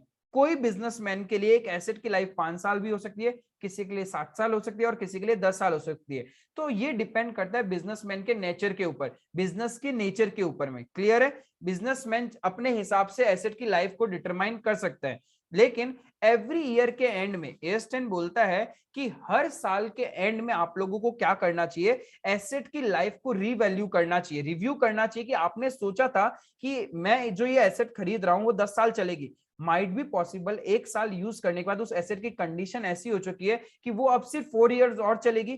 तो एस बोलता है कि आपकी जो useful life of the asset है उसको आप रिव्यू करो एट एवरी ईयर एंड। ठीक है, यदि आपका एक्सपेक्टेशन डिफर करता है, जैसे कि मैंने अभी बोला कि हम लोगों ने सोचा था 10 साल एसेट चलेगा, लेकिन अब ईयर एंड में हमें लग रहा है कि ये चलेगा सिर्फ 5 साल और चलेगा, तो ये क्या हो गया? Change in accounting estimates. इसको हम लोग चेंज इन अकाउंटिंग पॉलिसीज नहीं बोलते, हम लोग बोलते हैं चेंज इन अकाउंटिंग एस्टिमेट। हमने एस्टिमेट लगाया था 10 साल चलेगा, 1 ईयर के एंड में लग रहा है कि और 5 साल ही चलेगा, तो हमारा तो क्या हो गया, 6 साल ही टोटल एसेट चलेगी। तो ये हम लोग को डिस्क्लोज करना पड़ता है as per AS5 changes in accounting estimates. ठीक है, इसकी अकाउंटिंग हम लोग करेंगे accounted as per changes in accounting estimates as per AS5 और AS1 के according disclosure of accounting policies, वहां पे भी अपने को डिस्क्लोज करना होता है। क्लियर है, और हमेशा ध्यान रखना कि आपने सोचा था, लेट्स टेक एन एग्जांपल, आपने क्या किया, एक एसेट परचेज करी 1 अप्रैल 21, 1 लाख रुपए की, लाइफ 10 इयर्स, 31 मार्च 22 आप ऑलरेडी 1 साल का डेप्रिसिएशन लगा चुके होंगे 10,000। क्लियर है, यहां पे मैं स्क्रैप वैल्यू नहीं ले रहा हूं एक बार के लिए, तो आपकी बुक वैल्यू कितनी रह गई? 90,000। ईयर एंड में एएस क्या बोलते हैं, हर बार रिव्यू करो कि एसेट कितना और 9 साल चलेगी क्या। हमने रिव्यू किया और हमें पता चला life of asset is only 6 years, यानी और 5-6 साल ही चलेगी अब ये। इसका मतलब क्या हमें पीछे जाके डेप्रिसिएशन का वैल्यू चेंज करना है क्या? बिल्कुल भी नहीं। नेक्स्ट ईयर जो हमारा डेप्रिसिएशन कैलकुलेट होगा, नेक्स्ट ईयर जो हमारा डेप्रिसिएशन कैलकुलेट होगा वो किस वैल्यू पे होगा? 1 लाख। स्ट्रेट लाइन मेथड है तो कैसे होगा? 1 लाख डिवाइडेड बाय, और कितने साल चलने वाला है? 6 साल। तो इस तरीके से हमारी एसेट की वैल्यू पे डेप्रिसिएशन हम लोग कैलकुलेट करेंगे, that will be somewhere 16,667 approx. तो डेप्रिसिएशन कभी भी रेट्रोस्पेक्टिव नहीं होता, इट इज प्रोस्पेक्टिव। रेट्रोस्पेक्टिव का मतलब पीछे जाके वैल्यूज को बदलेंगे, बिल्कुल नहीं, आगे से जैसा चल रहा है वैसे ही चलता जाएगा, बस हमारी कैलकुलेशंस बदल जाएगी। Is it clear? तो डेप्रिसिएशन कभी भी रेट्रोस्पेक्टिव नहीं होता, हमेशा प्रोस्पेक्टिवली चार्ज होता है। क्लियर है ये? किस दिन हम लोग डेप्रिसिएशन चार्ज करना बंद कर देंगे एक एसेट पे? सपोज एक एसेट है जिसकी वैल्यू है 1 लाख, ठीक है, और इसका रेजिडुअल वैल्यू यानी स्क्रैप वैल्यू है 5,000। डेप्रिसिएशन चार्ज करते करते करते करते आज अभी हमारे बुक्स में इसकी वैल्यू है 2,000 रुपए, 2,000 बुक वैल्यू है, और भंगार वाले की रेट है 5,000। क्या अभी भी इसको डेप्रिशिएट करेंगे क्या? बिल्कुल भी नहीं। यानी बोलता है जब आपका scrap value is greater than book value, scrap value is greater than book value, उस कंडीशन में सीसेशन मतलब स्टॉप, स्टॉप मतलब डेप्रिसिएशन अब और चार्ज नहीं करना उस एसेट के ऊपर में। क्लियर है? या फिर जिस दिन आप एसेट को रिटायर्ड करते हो from active use, active use मतलब आपने यूज करना बंद कर दिया, साइड में रख दिया, and is held for disposal. देखो दो चीजें यहाँ पे एंड वर्ड यूज किया गया है। आपने यूज करना बंद कर दिया, इसका डजंट मीन कि आपने उसको बेचने के लिए रखा, आप यूज नहीं कर रहे हो। हाँ, आपने यूज करना बंद कर दिया, प्लस आपको उसको डिस्पोज भी करना है, सेल भी करना है, उस दिन से आपका क्या होगा, डेप्रिसिएशन उस एसेट्स पे नहीं होगा। आपने जस्ट क्या किया, एक एसेट कंटिन्यूअस यूज कर रहे थे, बोर हो गए तो आपने उसको साइड में रख दिया, लेकिन आपको उसको बेचना नहीं है, तब अभी भी उसके ऊपर इफ लाइफ बची है तो डेप्रिसिएशन होगा। क्लियर है? आपने क्या किया, एक्टिव यूज से भी हटा दिया, प्लस आपने उसको सेल करने के लिए भी डाल दिया, उस कंडीशन में उसी दिन से उस पर डेप्रिसिएशन नहीं लगेगा। या फिर आपने क्या किया, एसेट को डी रिकॉग्नाइज्ड कर दिया। डी रिकॉग्नाइज्ड का मतलब है पहले हम जब खरीदते हैं तो बुक में रिकॉग्नाइज करते हैं, और बुक से निकाल ही दिया तो उसको डी रिकॉग्निशन बोलते हैं। बोलता है इन दोनों इवेंट में जो सबसे पहले हो जाएगा उसी टाइम हम लोग क्या करेंगे, उस पर्टिकुलर एसेट के ऊपर डेप्रिसिएशन चार्ज करना बंद कर देंगे। इज इट क्लियर है? यहां तक क्या प्रॉपर्ली रिवाइज हो रहा है? कब बंद हो जाता है सीसेशन? जिस दिन आपका स्क्रैप वैल्यू बड़ा है बुक वैल्यू से, या फिर आपने उसको अलग रख दिया है एंड उसको सेल ही करना है, और आपने उसको बुक से री रिकॉग्नाइज ऑलरेडी कर चुके हो। इन दोनों इवेंट में जो सबसे पहले होगा उसी दिन से आपका क्या हो जाएगा, कोई भी एसेट पे डेप्रिसिएशन चार्ज होना बंद हो जाएगा। क्लियर है? उसके बाद बचपन में ही पढ़े थे ये सारे मेथड्स, तो straight line method, book value method, diminishing balance method, production unit method. Production unit का मतलब क्या है, आपने एक मशीन खरीदी और उस मशीन है, सपोज मशीन की वैल्यू है 10 लाख रुपए, और एक्सपेक्टेड प्रोडक्शन है 1 लाख यूनिट। एक्सपेक्टेड प्रोडक्शन है आपका 1 लाख यूनिट्स, ठीक है? तो और करेंट ईयर में आपका प्रोडक्शन हुआ है 40,000 यूनिट्स।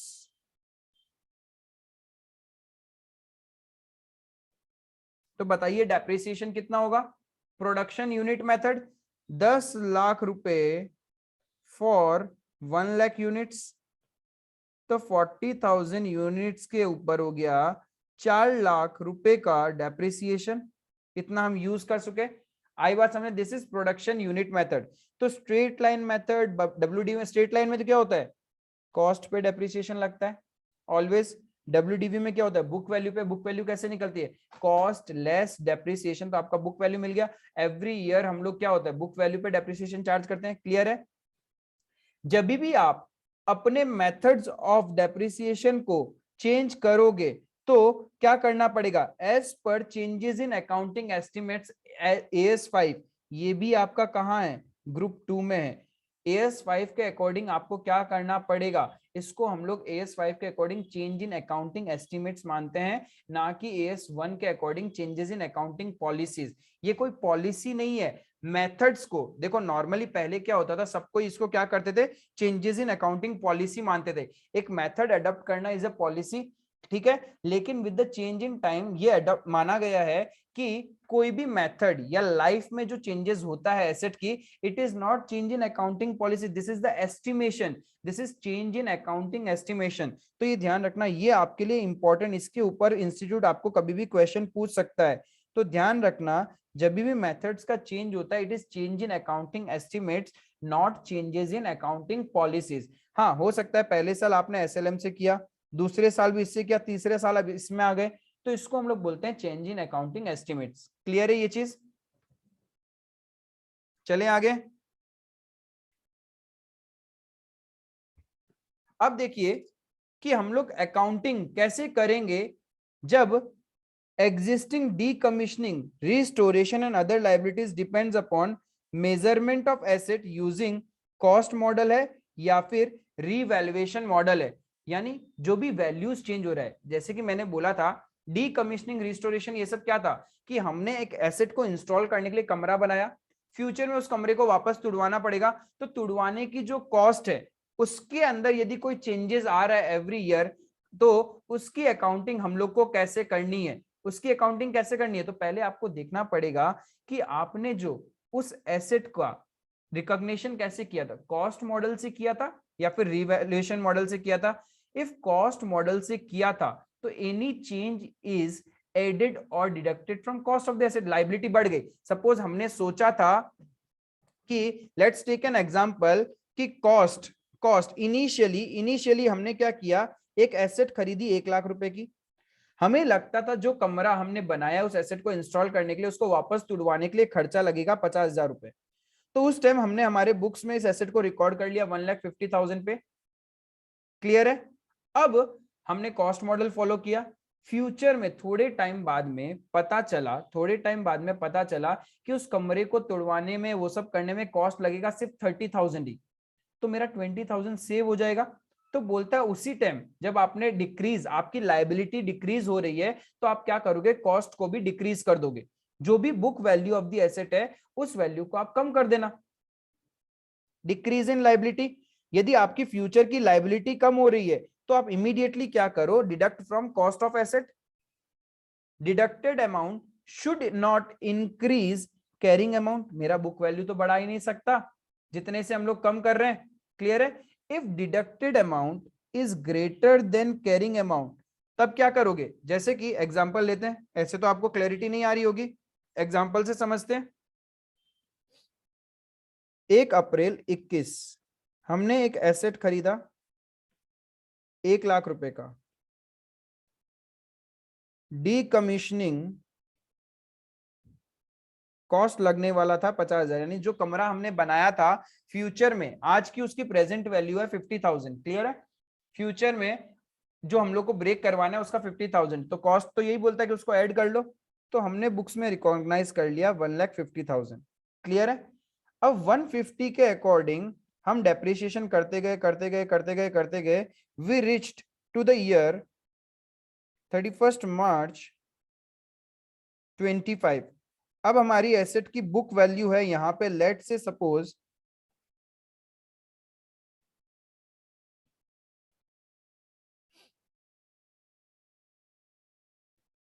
बुक वैल्यू है 40,000। ठीक है?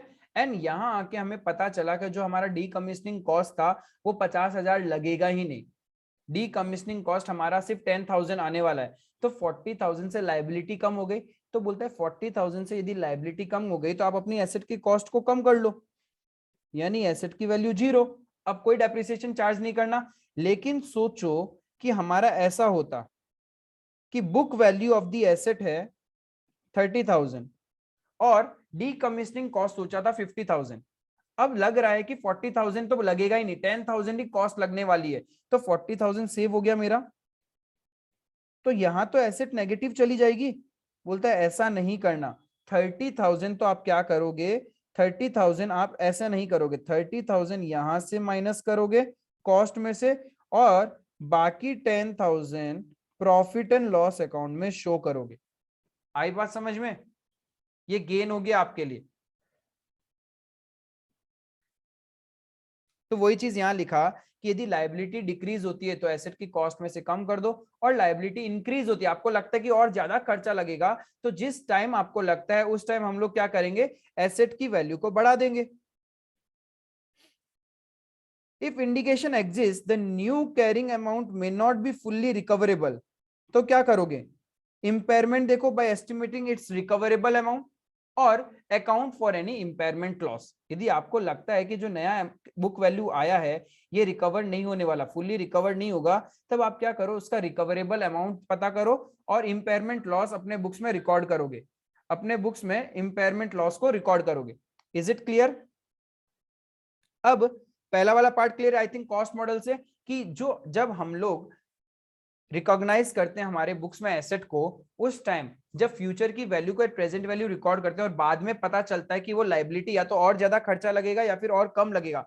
कम लगेगा तो एसेट की वैल्यू को कम कर देंगे। कितना कम करेंगे कि वो बुक वैल्यू से नेगेटिव नहीं जाना चाहिए, बुक वैल्यू तक ही कम करेंगे। उससे ज्यादा एक्सेस हुआ तो हम लोग पीएल में चार्ज करेंगे। और यदि हमें बढ़ाना है, लायबिलिटी और होगी, तो हम लोग को क्या करना पड़ेगा, कॉस्ट को इंक्रीज करना पड़ेगा। कॉस्ट को इंक्रीज करेंगे तो मेरा बुक वैल्यू बढ़ गया। तो देखो कि नया वाला बुक वैल्यू क्या पूरा का पूरा रिकवरेबल है, क्या उतना हम लोग यूज करेंगे क्या? इफ नहीं है, कंडीशन ऐसे एग्जिस्ट कर रहा है कि नहीं है, तो हम लोग को इंपेयरमेंट का कैलकुलेशन करना पड़ेगा, और जितना वैल्यू हम लोग रिकवर कर सकते हैं उतना वैल्यू तो बुक वैल्यू में दिखाएंगे और बाकी as a impairment loss show करेंगे। Is it clear?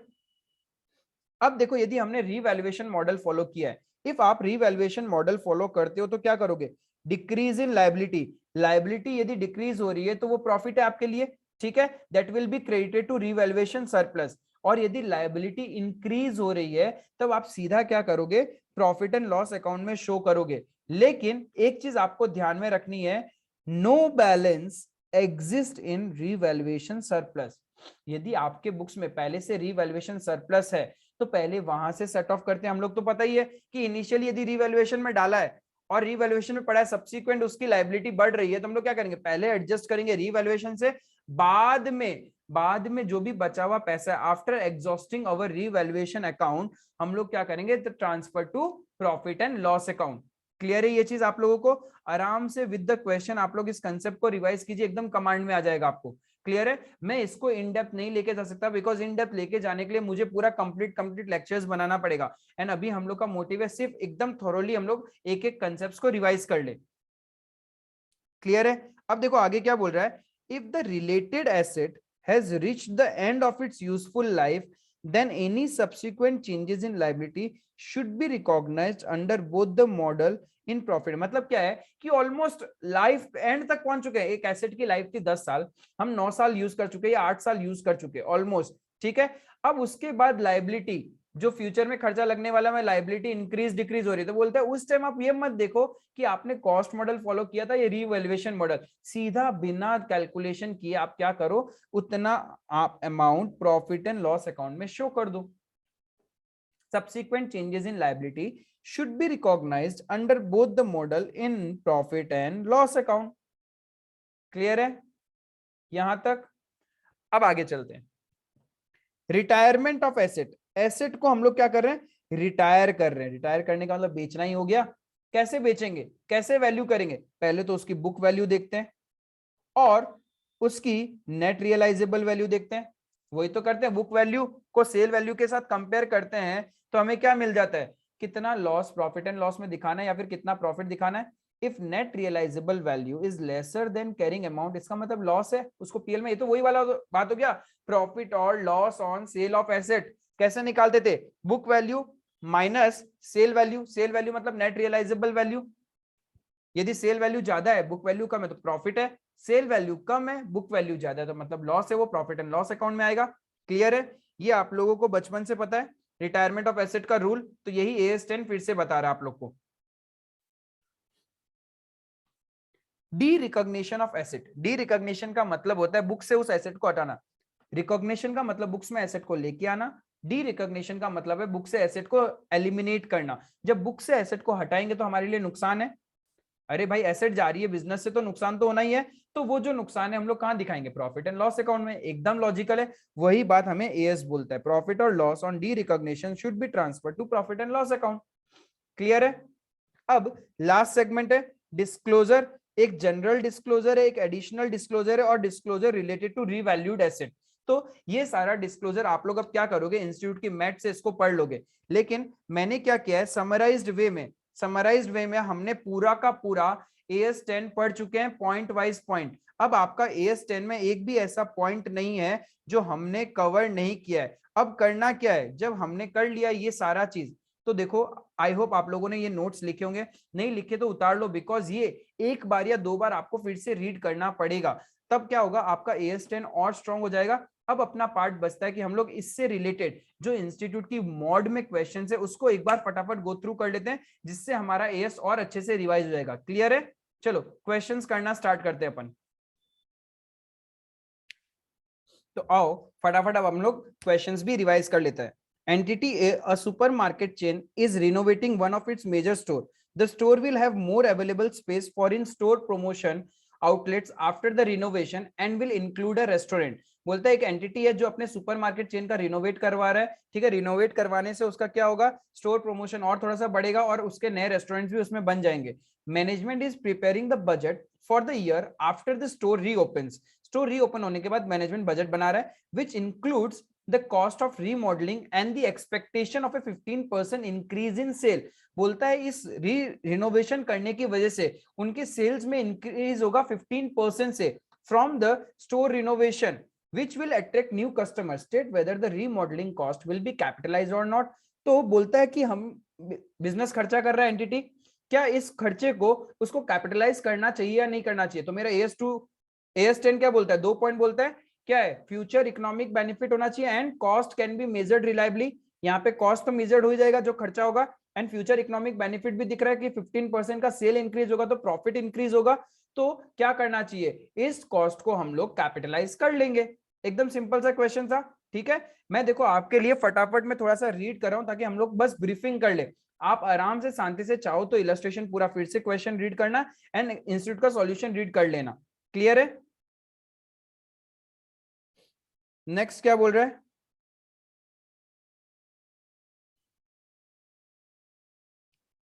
Next question है ये देखो, entity A has an existing freehold property which is intends to knock down. बोलता है एंटिटी ए के पास एक प्रॉपर्टी है जिसको वो ब्रेक डाउन करना चाहता है एंड रीडेवलप करना चाहता है, मतलब तोड़ तुड़ा के वापस नया बनाना चाहता है। During the redevelopment period the company will move. बोलता है रीडेवलपमेंट करेगा तो कंपनी को क्या करना पड़ेगा, जो प्रेजेंट प्रोडक्शन जगह है वहां से उसको शिफ्ट करके एक बार कुछ टाइम के लिए टेम्पररीली जगह में जाना पड़ेगा। तो टेम्पररीली जगह जाने में उसका खर्चा लगेगा। तो हमने देखा था कॉस्ट एक्सक्लूड करता है, क्या एक्सक्लूड करता है, याद करो याद करो। हाँ, एक लोकेशन से दूसरे लोकेशन में बिजनेस शिफ्ट कर रहे हैं, उस शिफ्टिंग में जो खर्चा लग रहा है वो हमारा AS10 क्या बोलता है, कॉस्ट का पार्ट नहीं बनेगा। तो ये क्वेश्चन उसी के ऊपर है। बोलता है following incremental cost will be incurred. Setup cost लगेगा 5 lakh to install machinery in the new location, rent लगेगा 15 लाख का, रिमूवल कॉस्ट लगेगा 3 लाख का to transport the machinery from old location to the temporary location. Can this cost be capitalise into cost of the new building. बिल्कुल भी capitalise हम लोग नहीं करते, क्योंकि ये क्या है, हम लोग का not directly attributable to bringing the asset to the location and condition necessary for it to be capable of operating in the manner intended by management. देखो यही चीज हमने लिख के रखा था नोट्स में कि कोई भी इंसिडेंटल ऑपरेशंस होता है, उससे कोई भी एक्सपेंस या इनकम होता है तो उसको हम लोग क्या बोलते हैं, recognised in profit and loss account करेंगे। हम लोग उसको क्या, कॉस्ट का पार्ट नहीं मानेंगे, उसको कैपिटलाइज नहीं करेंगे। क्लियर है। फिर देखो बोलता है ओमेगा लिमिटेड है contracted with supplier to purchase machinery. Machine खरीदने के लिए उसने कॉन्ट्रैक्ट किया है जो इंस्टॉल होगा 3 महीने के अंदर अंदर। Special foundation were required for the machinery. उस मशीन को इंस्टॉल करने के लिए एक स्पेशल जगह चाहिए, बनाना कुछ पड़ेगा तो वो बनाएगा। The cost of the site preparation, बोलता है उस जगह को बनाने में खर्चा लगेगा 1,40,000 रुपए। और इस फैसिलिटी को बनाने के लिए एक सुपरवाइजर चाहिए जो उसने हायर किया है 45,000 पर मंथ। 3 महीना लगेगा इस काम को होने में। The machine was purchased at rupees 1,58 lakh and rupees 50,000 transportation charges were incurred to bring the machine to the factory site. An architect was appointed at a fee of 30,000 to supervise machinery installation. आपको बताना है क्या machine की ये सारी cost machine में capitalise होनी चाहिए क्या। तो हमने क्या पढ़ा था कि पुट टू यूज तक जो जो खर्चे लगते हैं वो मशीन की कॉस्ट में ऐड होते हैं। अब मशीन का परचेज प्राइस 1,58 लाख, ये तो होना ही है। फिर मशीन को जहां से खरीदा वहां से अपने यहां तक लोकेशन में लाने में 50,000 का खर्चा लगा, वो भी कॉस्ट का पार्ट बनेगा। इंस्टॉलेशन करवाने के लिए सुपरवाइजर चाहिए, उसके बिना तो मशीन हमारे काम का ही नहीं है, तो 30,000 वो भी लगेगा। 1,58 लाख 80,000 ये हो गया। फिर एक नया स्ट्रक्चर बनाना पड़ा ताकि उस मशीन को हम वहां इंस्टॉल कर सकें, तो वो कॉस्ट भी कंपलसरी है मशीन को पुट टू यूज लाने में, तो वो भी कॉस्ट का पार्ट बनेगा। तो 1,60,20,000 as well as technician salary, उसके बिना तो काम हो ही नहीं सकता ना। तो 3 महीने का उसका सैलरी भी क्या होगा, मेरा कॉस्ट का पार्ट बन जाएगा। तो 1,35,000 वो भी ऐड कर देंगे, तो 1,61,55,000 will be the cost which you have to capitalize in the machinery. You are required to ascertain the amount at which the machinery should be capitalized. तो हमने कैपिटलाइज कर दिया। क्लियर है, ये भी पढ़ रखा था, देखते हैं ये पढ़ा है क्या। Entity A, which operates a major chain of supermarket, has acquired a new store location. The new location requires significant renovation expenditure. Management expects that the renovation will last for 3 months, during which the supermarket will be closed. तो management चाहता है renovation करवाना, renovation करवाने में 3 महीना उसका क्या करेगा, सुपरमार्केट बंद करना पड़ेगा। Management has prepared the budget for this period including expenditure related to construction. Management ने एक बजट बनाया और बनाया कि इस रिनोवेशन में क्या क्या खर्चा लगेगा, and remodelling cost, salaries of staff who will be preparing the store before its opening, and related utilities cost, what will be the treatment of such expenditure. बोलते हैं इन खर्चों को आप क्या करोगे, कैपिटलाइज करोगे या फिर रेवेन्यू नेचर का मानोगे। अरे हमारा स्टोर को काम पे वर्किंग कंडीशन में लाने के लिए ये सब कॉस्ट तो कंपलसरी है, तो कोई भी expense which is necessary to bring the asset into workable form, तो वो मेरा क्या होगा, कॉस्ट का पार्ट होगा। तो हम लोग ये सारे कॉस्ट को क्या करेंगे, कैपिटलाइज करेंगे। तो यही चीज इंस्टीट्यूट ने लिख के रखा है, आप लोग रीड कर लीजिएगा। क्लियर है। फिर बोलते हैं एक अम्यूजमेंट पार्क है जिसका सॉफ्ट ओपनिंग कर रहा है पब्लिक के लिए, टिकट का प्राइस 50% कम कर दिया है और जो उसकी नॉर्मल कैपेसिटी है उससे 80% कैपेसिटी वो एक बार के लिए अलाउड करेगा। ट्रायल फेज चल रहा है उसका। द ऑफिशियल ओपनिंग कब होगा, 3 महीने बाद में, जब उसका ट्रायल फेज खत्म हो जाएगा। तो मैनेजमेंट चाहता है कि ये जो ट्रायल फेज में उसका एक्सपेंसेस हुआ है दैट शुड बी कैपिटलाइज्ड। तो बताइए क्या इसको कैपिटलाइज्ड करना चाहिए क्या। एकदम सही, बिल्कुल नहीं करना चाहिए। बिकॉज इफ वो ट्रायल फेज रन भी नहीं करता, अम्यूजमेंट का पार्ट तो वर्केबल कंडीशन में है ना। अब चाहे तुम टिकट का 50% रेट करो, चाहे अपने 100% कैपेसिटी से 80% कैपेसिटी की पब्लिक को अलाउड करो, बट आपके झूले वगैरह तो सब बने हुए ना, तभी तो लोग वहां पे इंजॉय कर पा रहे हैं। 80% कैपेसिटी हो चाहे कोई भी रेट हो। क्लियर है। जैसे कि एक एग्जांपल दिमाग में रखना, जियो जियो जब इनिशियली आया था तो उसने फ्री में इंटरनेट दिया था। तो उस टाइम जो वो फ्री ट्रायल फेज में दे रहा था उसमें जितना भी कॉस्ट लगा उसका कॉस्ट कैपिटलाइज नहीं हुआ था। क्यों, क्योंकि एयरटेल बोलते हैं अरे भाई जियो तूने फ्री में बांटा, ये तेरी स्ट्रेटेजी थी, तू चेक कर रहा था, तो ऑलरेडी तुम्हारा सब कुछ टावर और सब कुछ प्रॉपर्ली था, तभी तो तुम फ्री में बांट पा रहे थे। तो बोलता है आपकी एसेट ऑलरेडी वर्केबल कंडीशन में आ चुकी थी, इसके लिए कोई जरूरी नहीं था कि आप फ्री में बांटो। क्लियर है। सिमिलरली ये क्वेश्चन है, हेंस तो यहाँ पे हम लोग का मैनेजमेंट को हम लोग क्या करेंगे, कैपिटलाइज करने नहीं देंगे। They have to charge like a revenue expenditure. Clear है।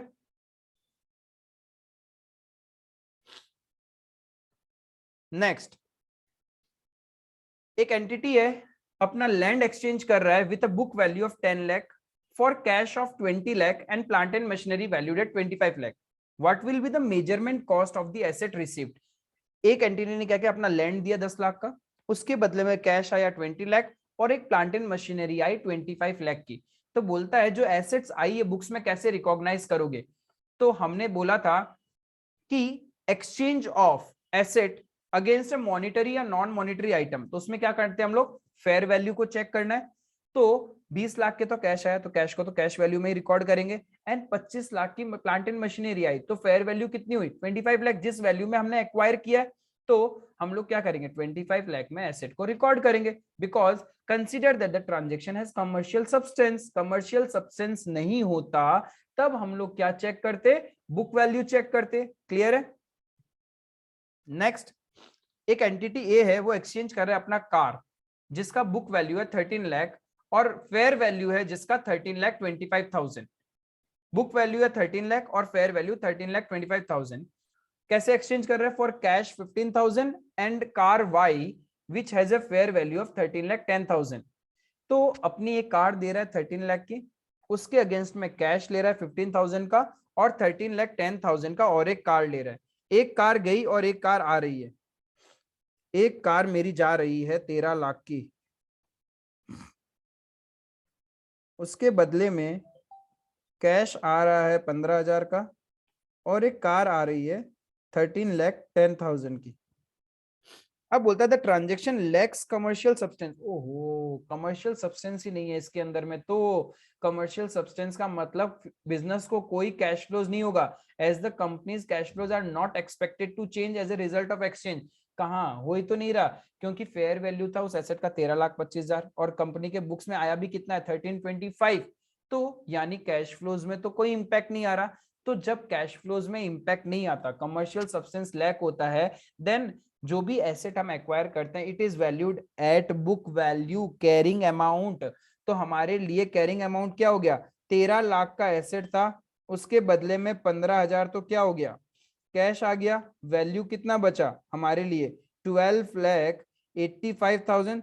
सो ये जो कार वाई है that will not be recorded at 13,10,000, it will be recorded at 12,85,000।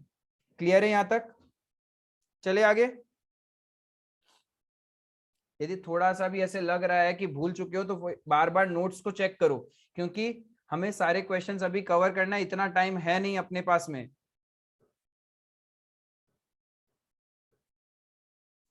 Entity A is a large manufacturing group. It owns a number of industrial buildings such as factories and warehouses and office buildings in several capital cities. बहुत बड़ा businessman है, बहुत सारी building है उसकी, बहुत सारी factories है, वेयर हाउस है, अलग अलग जगह में ऑफिसेज है. The industrial buildings are located in industrial zones, whereas the office buildings are in central business district of the cities. बोलता है इंडस्ट्रियल बिल्डिंग्स कहाँ पे, जहाँ पे इंडस्ट्रीज रहती है स्टेट की, एक सिटी की, और नॉर्मल ऑफिसेज जो ऑफिस प्लेसेस है वहां पे. Entity A's management want to apply the revaluation model as per AS10 to the subsequent measurement of the office building, but continue to apply the historical cost model to the industrial building. State whether this is acceptable. तो हमने पढ़ा था कि कुछ भी हो, एक class block of जो एसेट है, आप इंडिविजुअली, जैसे हमने एग्जांपल लिया था ना, रीवैल्यू करना है, 6 मशीन है, 6 में से 2 को रीवैल्यू करेंगे और 4 को कॉस्ट मॉडल पे दिखाएंगे. ऐसा नहीं कर सकते. हिस्टोरिकल कॉस्ट का मतलब हो गया कॉस्ट मॉडल. यहाँ पे मैनेजमेंट क्या चाहता है, मैनेजमेंट चाहता है कि मेरी इंडस्ट्रियल बिल्डिंग्स को तो मैं क्या करूं, इंडस्ट्रियल बिल्डिंग को क्या करूं, बोलो बोलो फटाफट बोलो, कॉस्ट मॉडल लगाएं, और फटाफट, अरे सोने का नहीं, फटाफट बोलो, ऑफिस बिल्डिंग को रिवैल्यूएशन मॉडल के अकॉर्डिंग करे.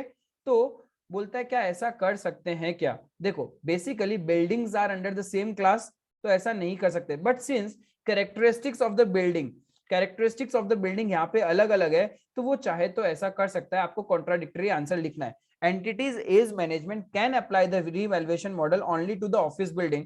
वो लगा सकता है, क्यों, क्योंकि ऑफिस बिल्डिंग का नेचर ही पूरा अलग है, whereas इंडस्ट्रियल बिल्डिंग्स का पूरा नेचर कैरेक्टरिस्टिक्स ही अलग है. तो ये क्या हुआ, अलग अलग क्लास ऑफ एसेट्स हो गया. लेकिन हाँ, एक ही बिल्डिंग का क्लास ऑफ एसेट्स में होता तब आप वो ऐसा नहीं कर सकता. सपोज उसकी 10 ऑफिस है, 10 बिल्डिंग्स है ऑफिस की, उसमें से 2 बिल्डिंग पे वो रिवैल्यूएशन मॉडल लगाना चाहता है और 8 बिल्डिंग पे कॉस्ट मॉडल, तो ऐसा नहीं कर सकता. सिमिलरली आंसर भी आपको यही बोलता है. क्या बोल रहा है, entity A's management can apply the revaluation model only to the office buildings. The office buildings can be clearly distinguished from the industrial building. दोनों ही अलग अलग नेचर के, तो एक क्लास के तो वही नहीं ना. हमें तो AS10 क्या बोलता है, वन ब्लॉक ऑफ एसेट और a class of asset should be classified as per, सबको एक जैसा करना है. Permits asset to be revalued on class by class basis बोलता है ना. हमें तो AS बोलता है क्लास बाय क्लास करो, बट यहाँ पे तो दोनों की क्लास ही अलग अलग है. The different characteristics of the building enable them to be classified as different PP. The different measurement models can therefore be applied to these classes of for subsequent measurement. समझ में आया. हमें क्लास बाय क्लास बोला गया है. जब दोनों asset ही पूरी अलग अलग है, तो एक को आप रिवैल्यूएशन पे करो और एक को कॉस्ट मॉडल पे करो, कोई फर्क नहीं पड़ेगा. क्लियर है यहां तक. चलो आगे चलते हैं, यहां तक क्लियर है तो.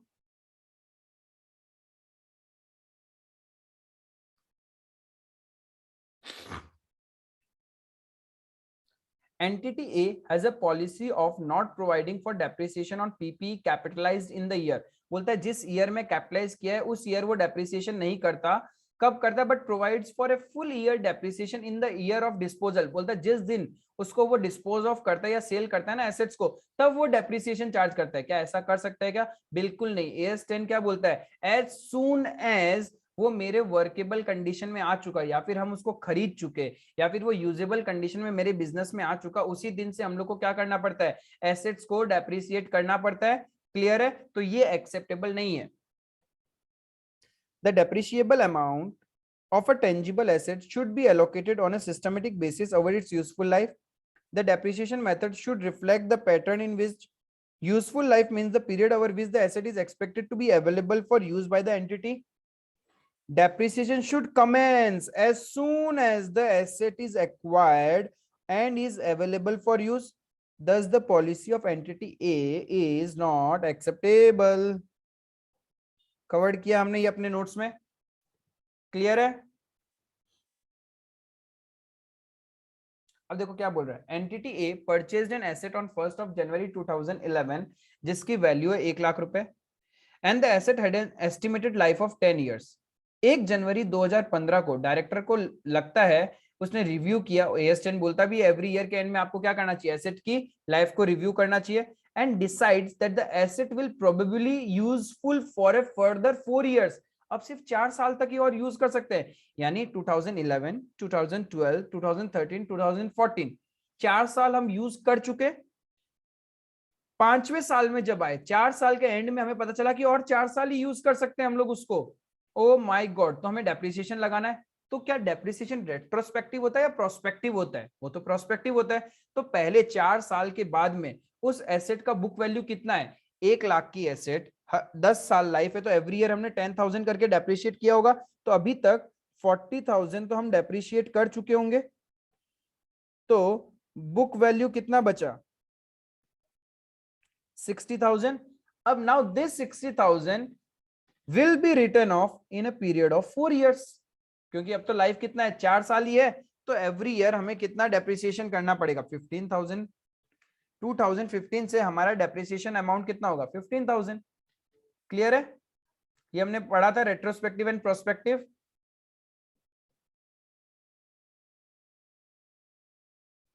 Entity B construct a machine for its own use. Construction is completed on 1st of November। 1 नवंबर को कंस्ट्रक्शन कंप्लीट हो गया, but the company does not begin using the machine. लेकिन उसने 1 मार्च तक मशीन को यूज नहीं किया। बोलो कमेंट करो। कमेंट क्या करना है? एक बार एसेट वर्केबल कंडीशन में आ गया, उसके बाद आप यूज करो चाहे नहीं करो, उससे फर्क नहीं पड़ता। डेप्रिसिएशन कौन सी डेट से लगेगा? राइट, 1 नवंबर 2011 से ही डेप्रिसिएशन लगाना पड़ेगा। क्लियर है? The entity should begin charging depreciation from the date the machine is ready for use, that is 1st of November 11। Clear है ये चीज? एक प्रॉपर्टी है, a property costing ₹10 lakh is bought in 2011। It is estimated total physical life is 50 years। However, the company considered it's likely that it will sell the property after 20 years। The estimated residual value in 20 years time based on 2011 prices is 10 lakh, case B 9 lakh। Calculate the amount of depreciation. तो हम लोग क्या कर सकते हैं? बोलिए, depreciation कितना होगा? हमने 10 लाख रुपए में 2011 में एक खरीदा है, और उसका रेजिडुअल वैल्यू हमें लगता है कि 10 लाख मिल जाएगा 20 साल के बाद में। रेजिडुअल मतलब स्क्रैप वैल्यू। तो डेप्रिशिएबल अमाउंट कैसे निकलता था? डेप्रिशिएबल अमाउंट कैसे होता है?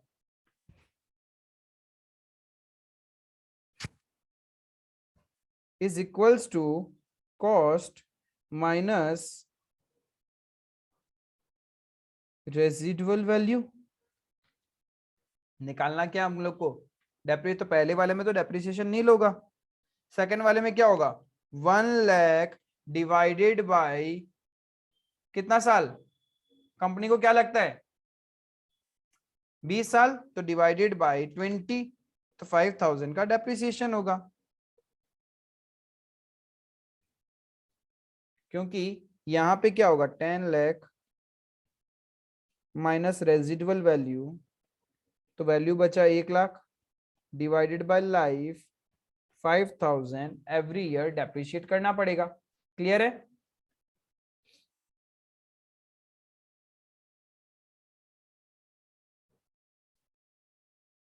Entity B manufacture industrial chemical and uses blending machines in the production process। The output of the blending machine is consistent from year to year and they can be used for different products। However, maintenance cost increases from year to year and a new generation of machines with significant improvements over existing machine is available every 5 years। Suggest the depreciation। अरे देखिए, एक तो पहला बात है depreciation method suggest करना है। जब हमारा कंसिस्टेंट है ईयर टू ईयर, और हर 5 साल में, यानी लाइफ भी पता है हमें, तो नया एक सिग्निफिकेंट इंप्रूवमेंट के साथ, नई टेक्नोलॉजी के साथ मशीन मिल जाता है, तो हम लोग क्या फॉलो करेंगे? Straight line method of depreciation. The straight line depreciation method should be adopted because the production output is consistent from year to year। inconsistent होता तो हम लोग WDV मेथड फॉलो करते ना। क्लियर है?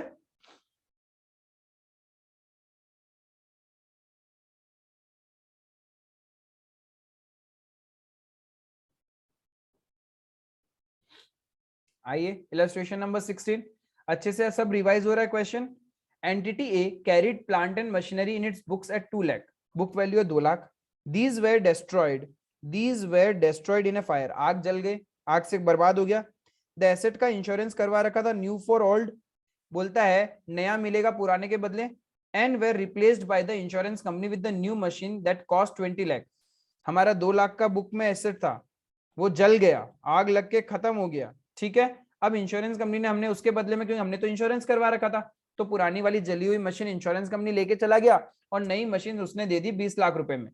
20 लाख रुपए की नई आज खरीदने गया इंश्योरेंस कंपनी, तो उस मशीन का वैल्यू 20 लाख था, तो इंश्योरेंस कंपनी ने हमें खरीद के दे दिया।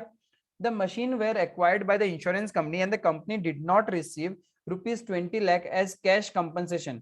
State how entity A should account for the same. तो इस कंडीशन में बताओ कि कैसे एंटिटी ए अपने बुक्स में एसेट को रिकॉग्नाइज करेगा, बताइए।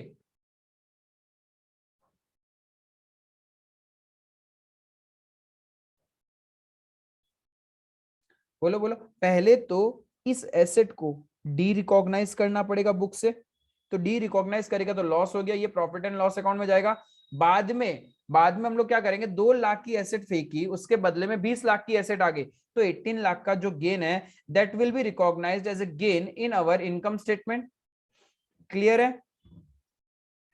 और ये कब होगा, जब वर्चुअली सर्टेन होगा। जब AS29 जब आप पढ़ोगे तो आपको पता चलेगा कि ये सब गेन हम तभी रिकॉग्नाइज करते हैं जब आपके पास वर्चुअल सर्टेनिटी है कि हाँ इंश्योरेंस कंपनी देगी ही आपको। क्लियर है? क्लेम एक्सेप्ट हो चुका है। पहले इसको डी रिकॉग्नाइज करो, फिर इसको रिकॉग्नाइज करो। डी रिकॉग्निशन के बाद रिकॉग्निशन में गेन हो रहा है, तो gain will be transfer to my income statement.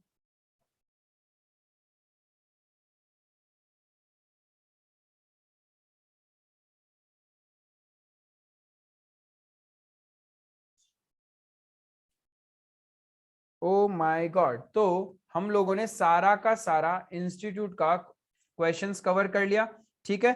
उसके बाद भी कोई भी क्वेश्चंस में आपको डाउट है तो हम लोग उन क्वेश्चंस को भी करेंगे, ठीक है। आप लोग कमेंट बॉक्स में लिखना। देखो विद द शॉर्ट टाइम, मुझे शॉर्ट पीरियड में आपको पूरा का पूरा अकाउंटिंग स्टैंडर्ड 10 को कवर करवाना था, रिवाइज करवाना था। इफ आपको अच्छे से कमांड लाना है तो 1 से 2 बार इस वीडियो को सुनिएगा, आपका पूरा AS10 रिवाइज हो जाएगा किस पॉइंट में क्या करना है। क्योंकि इसके अलावा इफ आपको एक्स्ट्रा क्वेश्चंस करने हैं then we can also do. बस उसके लिए आपको कमेंट करना पड़ेगा, तब मैं क्या करूंगा, सिर्फ एक वीडियो बनाऊंगा जहां पे सिर्फ हम लोग AS10 के ऊपर में क्वेश्चंस डिस्कस करेंगे। लेकिन उसके लिए आपको बहुत सारे कमेंट्स करने पड़ेंगे। जब मेरे पास मेजोरिटी ऑफ द कमेंट्स आएंगे, उन लोग बोलेंगे कि हाँ मेरे को क्वेश्चंस भी डिस्कस करवा दीजिए सर, बहुत हेल्प होगा, तब मैं उसके रिगार्डिंग वीडियो बनाऊंगा। क्लियर है? इफ आप लोगों को समझ में आया जो मैंने रिवाइज करवाया, जैसा नोट्स आपने लिखा, आपका कंप्लीट रिवीजन हो चुका है, मजा आया, तो प्लीज लाइक कर लेना, सब्सक्राइब कर देना, अपने दोस्तों को भी शेयर कर देना, एंड कमेंट जरूर करना कि आप लोग चाहते होगा कि मैं आपके साथ में क्वेश्चंस और ज्यादा AS10 के डिस्कस करूं। ठीक है, चलो, thank you, that's all for